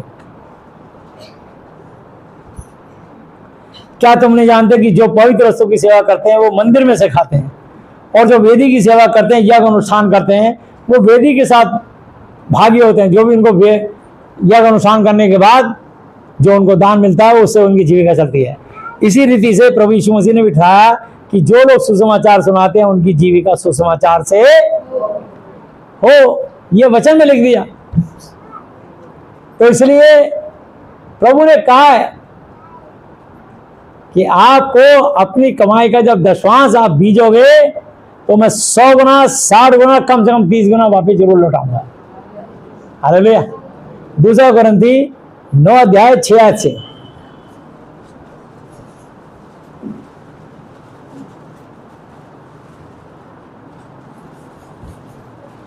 परंतु बात तो यह है कि जो थोड़ा बोता है वो थोड़ा काटेगा भी, जो बहुत बोता है वो बहुत काटेगा। हालेलुया। कुछ लोग दशवांश के अलावा भेंट भी देते हैं। कुछ लोग दशवांश के अलावा कहते हैं कि भैया गुप्त थैली में लिख के डाल देते हैं कि इतने की फ्री बाइबल बांटी जाए, प्रभु की सेवा के लिए बांटा जाए। जब कोई कलीसिया कहीं बने उसके स्थापना के लिए ये पैसा दिया जा रहा है। मतलब वो कोई भी काम लिख के डाल देते हैं, चाहे नाश्ते का इंतजाम है उसमें ये दान डाला जाए। मतलब अपने आप लोग अपनी दशवांश के अलावा अलग से लिख के लिफाफा डाल देते हैं। वो पैसा सारा उस पैसे में जाता है, वो दशवांश में नहीं जाता। जो आप लिख के देते हो, किसी जरूरतमंद की सहायता करें। कलीसिया में कोई कमजोर व्यक्ति है तो ये भेंट उसको दी जाए, जो प्रभु आपको अगुवाई करे। ऐसे लोग लिख के डालते हैं अपनी दशवांश देने के बाद, और जो लोग ऐसा करते हैं उनको प्रभु ने बहुत ब्लेसिंग और आशीष दिया और दे रहे और देते रहेंगे, क्योंकि वचन में लिख दिया जो थोड़ा बोता है वो थोड़ा काटेगा भी, और जो बहुत बोता है वो बहुत काटेगा। हर एक जन जैसा मन में ठाने वैसा ही दान करे, ना तो कुड़कुड़ा के और ना दबाव जबरदस्ती से, क्योंकि परमेश्वर हर खुशी से देने वालों से प्रेम रखते हैं। और परमेश्वर सब प्रकार का अनुग्रह तुम्हें बहुतायत से दे सकता है, जिससे हर बात में और हर समय सब कुछ जो तुम्हें आवश्यक हो तुम्हारे पास रहे, और हर एक भले काम के लिए तुम्हारे पास बहुत कुछ हो। हालेलुया। परमेश्वर बहुत कुछ देना चाहते हैं। हालेलुया। बहुत कुछ। कल हम आए थे यहाँ स्कूल में, 50 साल हो गए स्कूल को बने हुए। हालेलुया। गोल्डन जुबली मनाई गई। बहुत कुछ दिया इनको, बहुत। मैं कह रहा हूँ बहुत अच्छा कल यहाँ इंतजाम था, बहुत आनंद मनाया और बड़ा उन्होंने आदर किया, हम मिले खुशी से। तो मैं आपको बताना चाहता हूँ, ये प्रभु की अनुग्रह, प्रभु का भय मानते हैं लोग, प्रभु ने इनको आशीष दी है। हालेलुया। हर उसको आशीष देते हैं जो परमेश्वर के राज्य के लिए खुल के काम करता है। हालेलुया। ये तो कुछ गलत शिक्षा अपनी फेस वैल्यू बना लेते हैं, सोचते हम जो बोल रहे हैं वो वही चलेगा, नहीं चलेगा। जो परमेश्वर का वचन में लिखा वही चलेगा। हालेलुया। एक कॉमा, एक मात्रा, एक बिंदु भी बिना पूरा किए हुए नहीं कटेगा, टलेगा। क्या बात कर दी आपने। तो यहां लिखा है, जैसा लिखा उसने बिखराया, जिसने बिखेरा, उसने कंगालों को दान दिया, उसका धर्म सदा बना रहेगा। हालेलुया। जब आप किसी जरूरतमंद की मदद करते हो, कमजोर की मदद करते हो, निर्बल की मदद करते हो, तब परमेश्वर आपके लिए बहुत ऐसे रास्ते खोलते हैं। हालेलुया। आपकी प्रमोशन खोलते हैं, आपके नए नए मार्ग द्वार खोलते हैं। और कभी कभी तो आपको परमेश्वर इतने मेहरबान होते हैं कि वो तुमको गड़ा हुआ धन, पूरे का धन तुम्हारे नाम पे कर जाते हैं। ये ध्यान रखना। हालेलुया। और जो तुम्हारी प्रॉपर्टियों को कब्जा करना चाह रहे होते हैं, परमेश्वर उनको ऐसा दंड देते हैं, वो थरथराते तुम्हारे पास आएंगे, हाथ जोड़ के ले भैया तेरी चीज, जो तुम 50 साल मुकदमा लड़के भी नहीं जीत पाते हैं। अभी तुम जानते नहीं हो दशमांश का क्या प्रतिफल होता है। लिखा है लूका 6:38 पे, दिया करो तो तुम्हें भी दिया जाएगा, लोग पूरा नाप दबा दबा के हिला ला के वर्ता गोद में तुम्हारी गोद में डालेंगे, क्योंकि जिस नाप से तुम नापते हो उसी नाप से तुम्हारे लिए भी नापा जाएगा। हालेलुया। जैसा लिखा उसने बिथराया, उसने कंगालों को दान दिया, उसका धर्म सदा बनाएगा। जो सोचो बोने वाले को बीज और भोजन के लिए रोटी देता है, वह तुम्हें बीज देगा, तुम्हें बीज देगा। हालेलुया। जब तुम बोगे तभी तो तुम्हें और बीज मिलेगा। पहले लिख दिया, जो थोड़ा बोता थोड़ा काटेगा, जो बहुत बोता बहुत काटेगा, और वह तुम्हें बीज देगा और फलवंत करेगा, ब्लेस करेगा। हालेलुया। फ्रूटफुल करेगा, आशीषित करेगा, मल्टीप्लाई करेगा परमेश्वर, और तुम्हारे धर्म के फलों को खूब बढ़ाएंगे, खूब बढ़ाएगा परमेश्वर। हालेलुया। और तुम हर बात में सब प्रकार की उदारता के लिए जो हमारे द्वारा परमेश्वर का धन्यवाद करवाती है, धनवान किए जाओ। क्या किए जाओ? पैसे से स्ट्रॉन्ग किए जाओ। तो जब आपका पैसा होगा तब अपना मकान खरीद पाओगे, अपना सपना पूरा करोगे, आप अपने बच्चों को अच्छी एजुकेशन दे पाओगे, अच्छे कपड़े पहन पाओगे, अच्छे गहने बना पाओगे। बस बने कहते पहले तू मेरे धर्म राज्य खोज कर, बस उसकी आज्ञाकारिता में रहना मत भूलना, हमेशा उसकी आज्ञाकारिता में चलना। हर आशीष तुम्हारे कदम चुमेगी। हालेलुया।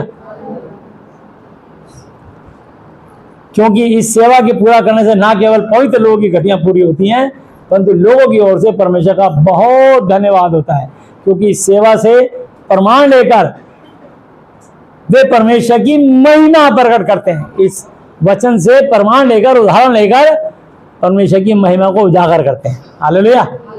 और लोगों के जीवन में वचन की शिक्षा का बीज बोते हैं कि तुम यीशु मसीह के सुसमाचार को मानकर, उसकी शिक्षा को मानकर उसके अधीन रहते हो, और उनकी और सबकी सहायता करने में उदारता, दया प्रकट करते रहते हो, और वे तुम्हारे लिए प्रार्थनाएं, दुआएं करते हैं।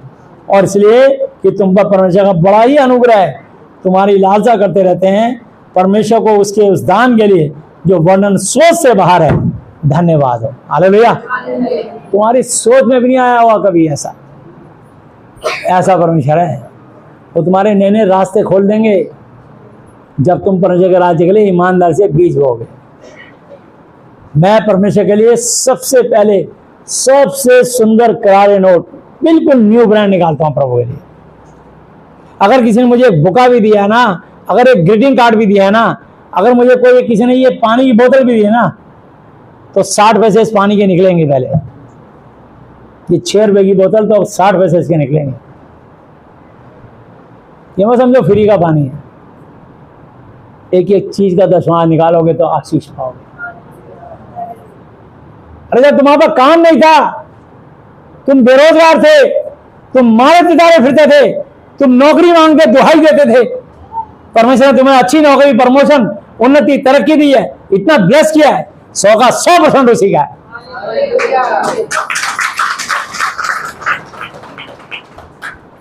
और आज उसी का लेकर के उसको 10% देने में कटौती हो रही है। ये गलत शिक्षक है जो गलत बात बोलते हैं। 100 का 100% प्रभु आप ही का है, बस सिर्फ आपकी अनुग्रह मेरे लिए बहुत है। उसके अनुग्रह में चलो, जब तक इस्राएली उसके अनुग्रह में चले, लाल समुद्र भी चिरिया उनके लिए, कोई उनको कुछ बिगाड़ नहीं पाया। वो दासत्व के गुलामी के बाहर निकल गए और आज तक आशीष पा रहे हैं। हालेलुया। अपने परमेश्वर घमंड करते हैं, यदि परमेश्वर हमारी और तुम्हारा विरोधी कौन हो सकता है। ऐसा है हमारा परमेश्वर।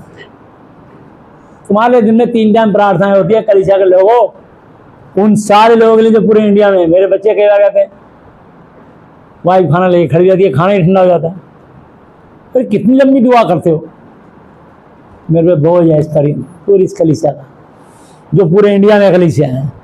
हमारे कुछ लोग छिटक के विदेशों में चले गए, जैसे डॉक्टर अरुणा किरण दीदी, जैसे वेंकट भाई जर्मन चले गए, गज्जू भाई अमेरिका चले गए, Gajendra, doctor Gajendra, doctor JP Jayaprakash America चले गए, कुछ लोग कनाडा चले गए, कुछ लोग PGI चंडीगढ़ चले गए, कुछ लोग GV पंत चले गए, कुछ लोग राजस्थान चले गए। हम सबके लिए दुआएं करते हैं। हालेलुया। तो प्रभु हमारे उन लोगों, डॉक्टर शर्मा उनकी पत्नी ऋतु, उनकी बेटी हर्षा वर्षा, वो राजस्थान में जाके बस गए। कोई बात नहीं, जहां भी नहीं हमारे दिलों में आज भी उनके लिए वही जगह, वही प्यार है। हालेलुया। नेकी के परिवार को उनको लेते हैं, उनके प्रार्थनाओं में लेते हैं उनको। बहुत सारे डॉक्टर हैं आज हमारे, डॉक्टर GV पंत के अंदर प्रोफेसर बन गए, doctor Sumod, doctor Dandawani Chandigarh PGI hospital चले गए पंजाब में। कहाँ कहाँ लोग प्रभु बचाता है, प्रभु हमें बिखेरता है ताकि हमारे खुशबू और उस परमेश्वर की खुशबू और फैले, आला जाकर के लोगों को सुसमाचार सुनाए। हालेलुया। तो अगर हम अलग हो रहे हैं तो इसमें भी भलाई है, प्रभु की प्लानिंग है, प्रभु की योजना है कि हम अलग अलग जाके जगह काम करें। हालेलुया। और जहां भी रहें प्रभु को भाते रहें। हमारे जीवन से अवश्य है कि वो बढ़े और मैं घटूं। हालेलुया। यीशु मसीह बढ़े और मैं और आप संसारिक बातों में, संसारिक ज्ञान में घटें और प्रभु के वचन में बढ़ते चले हैं और उसके सुसमाचार को, उसकी शिक्षा को फैलाते और बुलाते चले हैं। हालेलुया। प्रभु बड़ा दयालु है। हमने बड़ी मेहनत करके लोगों को एक एक शिक्षा देते हैं। कई बार 2-2 घंटे लोगों को फोन पे काउंसलिंग देते हैं। कोई फोन करता है ना, एक बार लोग डरते डरते कहते भैया आपका टाइम है, हाँ करो, बात करो। है तो हम पूरा टाइम देते हैं उनको। प्रभु ने कहा मेरी भेड़ों को चला। या आप लोग प्रभु की भेड़े हो। हालेलुया। ये हम आपके लिए कुछ नहीं करते, हम यीशु मसीह के लिए करते हैं।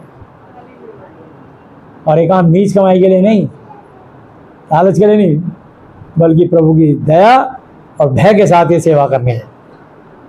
हालेलुया। तब आशीष मिलती है, ऐसे नहीं मिलती। अपने अंदर कभी जंगली जाने मत उगने देना, कड़वा बीज कभी मत उगने देना।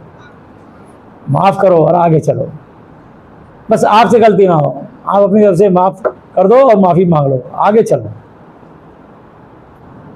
प्रभु की आज्ञा निरंतर माननी है। यदि तुम मुझ में बने रहो और मेरा वचन तुम में बना है तो जो चाहो मांगो तुम्हारे लिए बस में बने रहना, उसकी शिक्षा में अटल रहना और आशीष तुम्हारे को स्वर से झरोके खोल के दी जाएगी। बाइबल कभी मत छोड़ो अपनी जिंदगी में। हालेलुया। हो सकता प्रचारक की बात चुप जाती है, कई बार हम बोलते इतना साफ है, कोई बात, अब कहीं और अच्छा लगता है वहां चले जाओ। जहाँ प्रभु को बहाते रहना, बाइबल मत छोड़ना, यीशु को मत छोड़ना। ये मेरी शिक्षा है, ये मेरी आज्ञा भी है। मैं चलने लगता कोई बात नहीं, प्रचारक दूसरा बदल लो, लेकिन बाइबल मत छोड़ना। परमेश्वर बहुत अच्छे हैं, हम परिपूर्ण नहीं, कोई धर्मी नहीं, एक भी नहीं, कोई पवित्र नहीं, एक भी नहीं, सब के सब बेकार तुच्छ और परमेश्वर की महिमा से रहित खाली है। हालेलुया। रोमियो 3:10-11-12 पे लिखा। इसलिए सिर्फ परमेश्वर धर्मी है, उस धर्मी को मत छोड़ना, ये वचन मत छोड़ना, ये वचन ही तुमको स्वर्ग तक पहुंचाएगा। यहोन्ना 10:10 पे लिखा, चोर केवल चोरी करने, घात करने, नष्ट करने के लिए आता है, परंतु मैं यीशु नासरी इसलिए आया कि जीवन पाए और बहुतायत का, तुमको बहुतायत का जीवन देने के लिए आया हूं मैं। हालेलुया। ये यीशु मसीह का कहना है आपके लिए और मेरे लिए। हालेलुया। इस वचन को मत छोड़ना। बस अपने जीवन में अपनी गलती को सोचो और जो तुम्हारे जीवन में पाप है, गलत काम है, उसको तुरंत छोड़ दो। गलातियों 6 अध्याय निकालते हैं।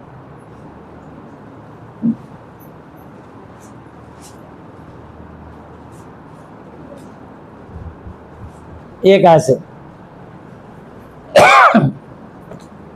हे भाइयों, यदि कोई मनुष्य किसी अपराध में पकड़ा भी जाए तो तुम जो आत्मिक हो नम्रता के साथ ऐसों को संभालो और उसको संभालते संभालते अपनी भी चौकसी रखो, अपना भी ध्यान रखो कि तुम भी परीक्षा में ना पड़ो। तुम एक दूसरे का भार बोझ उठाओ और इस प्रकार यीशु मसीह की व्यवस्था को पूरी करो, क्योंकि यदि कोई कुछ ना होने पर भी अपने आप को कुछ समझता है तो अपने आप को धोखा देता है। पर हर एक अपने ही काम को जांच ले, तब दूसरे के विषय में नहीं परंतु अपने ही विषय में उसको घमंड करने का अवसर होगा, क्योंकि हर एक व्यक्ति अपना ही बोझ उठाएगा।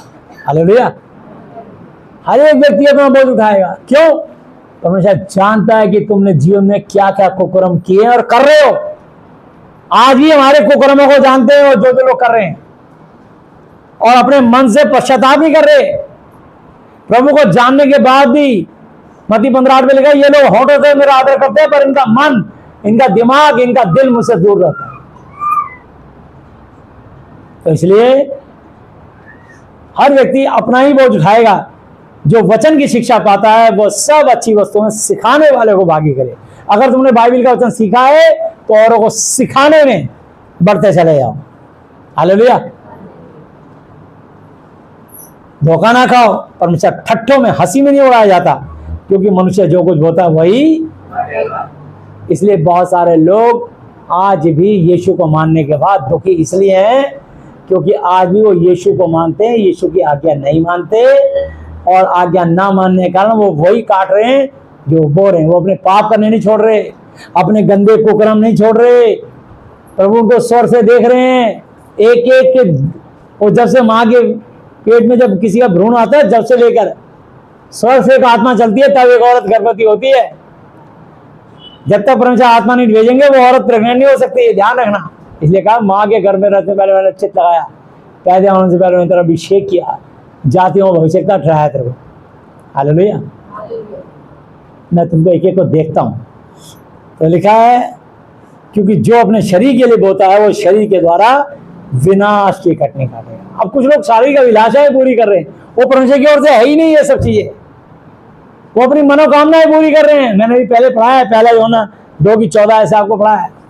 आंखों की अभिलाषा, मन की अभिलाषा, कमाई, जीविका का घमंड, ये सब परमेश्वर की ओर से नहीं है। अभी पढ़ा है मैंने आपको, ये सब शारीरिक और शरीर की है। तो यहाँ लिखा है, क्योंकि जो अपने शरीर के लिए बोता है वो शरीर के द्वारा विनाश की, नरक की कटनी काटेगा, और जो आत्मा के लिए बोता है, परमेश्वर की शिक्षा को बांटता है, शिक्षा के अनुसार चलता है, वो आत्मा के द्वारा कभी ना खत्म होने वाले अनंत जीवन की कटनी काटेगा। हम भले काम करने में हियाव हौसला ना छोड़ें। यदि हम ढीले ना हो तो ठीक समय पर कटनी काटेंगे। इसलिए जहां तक अवसर मिले हम सभी के साथ भलाई करें, विशेष करके विश्वासी भाई बहनों के साथ। हालेलुया। हम विश्वासी भाई बहनों के साथ जितना हो सके जो है भलाई करें। हालेलुया। तो प्रभु हमें शिक्षा देते हैं। मैं आपको बताना चाहता हूं कि कुछ लोग अभी भी धोखे में जी रहे हैं। इसको देख सकते हैं तीतुस की पुस्तक और उसका 2 अध्याय।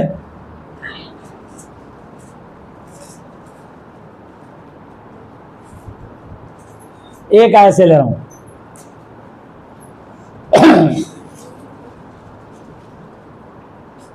पर तू ऐसी बातें कहा कर जो खरे उपदेश के योग्य हैं। हालेलुया। तो इसलिए कोई बात कहने में जो प्रभु के वचन से मत चूकना। संसारिक बात पर कहने से कोई फर्क नहीं पड़ता, वचन में ताकत है। अर्थात बूढ़े पुरुष सचेत, गंभीर और संयमी हो और उनका विश्वास और प्रेम धीरज पक्का हो। उसी प्रकार बूढ़ी स्त्रियों का चाल चलन पवित्र लोगों का सा हो, दोष लगाने वाली और पियक्कड़ नहीं पर अच्छे वचन सिखाने वाली हों, ताकि वे जवान स्त्रियों को चितौनी चिताती रहें कि अपने पतियों और बच्चों से प्रेम रखें और संयमी पेशेंस रखना और पवित्रता, घर का कारोबार, घर का कामकाज करना वाली भली और अपने पति के अधीन रहने वाली हों, ताकि परमेश्वर के वचन की निंदा, बुराई, आलोचना ना होने पाए। हालेलुया। इसलिए ऐसे ही जवान पुरुषों को भी सुझाया कर कि वो अपने अंदर संयमी रहें, पेशेंस हो उनके अंदर। सब वचनों में अपने आप को भले कामों का नमूना बना, तेरे उपदेश में सफाई, गंभीरता और ऐसी खराई पाई जाए कि कोई उसे बुरा ना कह सके, जिससे विरोधी हम पर कोई दोष लगाने का अवसर ना पाकर लज्जित हो। हालेलुया।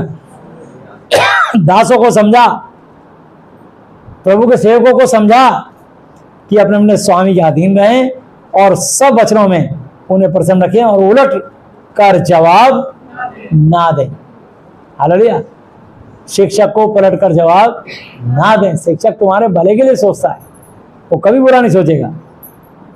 चोरी चलाकी ना करें, सब प्रकार से पूरे विश्वासी निकलें कि वे सब वचनों में हमारे उद्धारकर्ता परमेश्वर के उपदेश को शोभा दें, क्योंकि परमेश्वर का अनुग्रह प्रकट है जो सब मनुष्यों के उद्धार का कारण है और हमें चिताता है कि हम अभक्ति और सांसारिक अभिलाषाओं से मन फेरकर इस युग में संयम और धर्म और भक्ति से जीवन बिताएं और उस धन्य आशा अर्थात अपने महान परमेश्वर और उद्धारकर्ता यीशु मसीह की महिमा के प्रकट होने की बाट जोते रहें, जिसने अपने आप को हमारे लिए स्वर्ग से मनुष्य बन के आया, क्रूस पर अपनी जान दे दी। हालेलुया।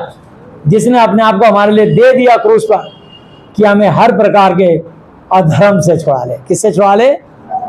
अधर्म से, पाप से छुड़ा ले और शुद्ध करके अपने लिए एक ऐसी जाति बना ले जो भले कामों में सरगर्म हो, तेज हो। हालेलुया। प्रभु के काम में तेजी दिखाओ, पूरे अधिकार के साथ ये वचन कहे और समझा और सिखाता रहे, कोई तुझे तुच्छ ना जानने पाए। हालेलुया। इसलिए कोई तुमको बेकार ना समझने पाए, सबको ये शिक्षा दो, खरी शिक्षा दो, तभी तो सुनने वालों का अनुग्रह आशीष होगी। हालेलुया। लोग यीशु मसीह के ऐसे ब्लेस होते हैं, तो जो इन वचनों को मानते हैं वो उठते हैं, और उठने के बाद कभी घमंड मत लाना, नहीं तो परमेश्वर तुम्हारा बैरी हो जाएगा। क्योंकि याकूब पत्री 4:6 लिखा, परमेश्वर अभिमानी का विरोध तो दीनों का अनुग्रह करता है। कभी घमंड में मत आना, जितना परमेश्वर दे और नम्र और दीन होना। प्रभु मैं कुछ नहीं, सब आपके अनुग्रह से हूँ, जो कुछ हूँ आपके अनुग्रह से हूँ, जो कुछ भी हो आज में यीशु मसीह के दया से। जितना अपने आप को जो कोई छोटा बनाएगा वो बड़ा किया जाएगा। हालेलुया। दूसरा बंदी 13-14 पढ़ेंगे।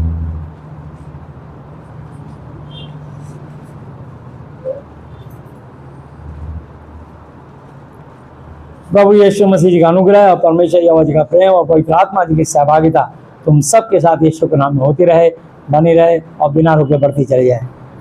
आमीन। यीशु मसीह आप तक के अपने जीवित वचन में पढ़ने आने पर हमें से प्रत्येक को बताया से आशीष है। आमीन। अब तो जय यीशु मसीह की।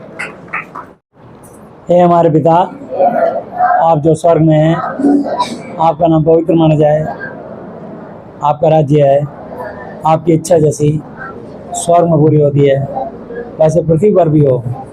हमारी दिन भर की रोटी आज हमें दें, और जिस प्रकार हमने अपने अपराधियों को क्षमा किया है वैसे ही आप भी हमारे अपराधों को क्षमा करें, और हमें परीक्षा में ना लाएं परंतु बुराई से बचाएं, क्योंकि राज्य, और पराक्रम और महिमा सदा ही आपके हैं, मेरे प्रभु यीशु मसीह जी के नाम से, आमीन।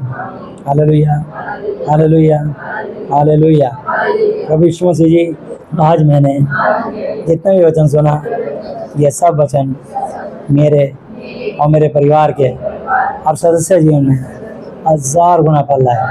प्रभु यीशु मसीह जी, आज मैं इस धरती पर अपने पूरे दिल से अपने सब अपराधियों को क्षमा करता हूँ और आपसे प्रार्थना विनती और निवेदन करता हूँ कि आप भी मेरे पापों को, श्रापों को, गुनाहों को, गलतियों को, जानी जानी भूलों को क्षमा कर दीजिए। प्रभु यीशु मसीह जी, आज से आप ही मेरे पिता, गुरु और परमेश्वर हो। मैं आपका बेटा, चेला और विश्वासी हूँ। आप मुझे और मेरे परिवार के हर सदस्यों को मानसिक चिंताओं से, आर्थिक समस्याओं से, शारीरिक बीमारियों से और हर तरह की अशुद्ध आत्माओं से आज़ाद, चंगा, स्वस्थ कर दीजिए। प्रभु यीशु मसीह जी, आप मुझे और मेरी पीढ़ियों को अपनी महिमा के लिए इस्तेमाल करें। प्रभु यीशु मसीह जी, मेरी प्रार्थनाओं को सुनने के लिए धन्यवाद। धन्यवाद पिता यहोवा जी, धन्यवाद प्रभु यीशु मसीह जी, धन्यवाद पवित्र आत्मा जी, मेरे प्रभु यीशु मसीह जी के नाम से, आमीन। Hallelujah, hallelujah, hallelujah. बोलो प्रभु यीशु मसीह जी की। यीशु सबको जय यीशु मसीह जी की।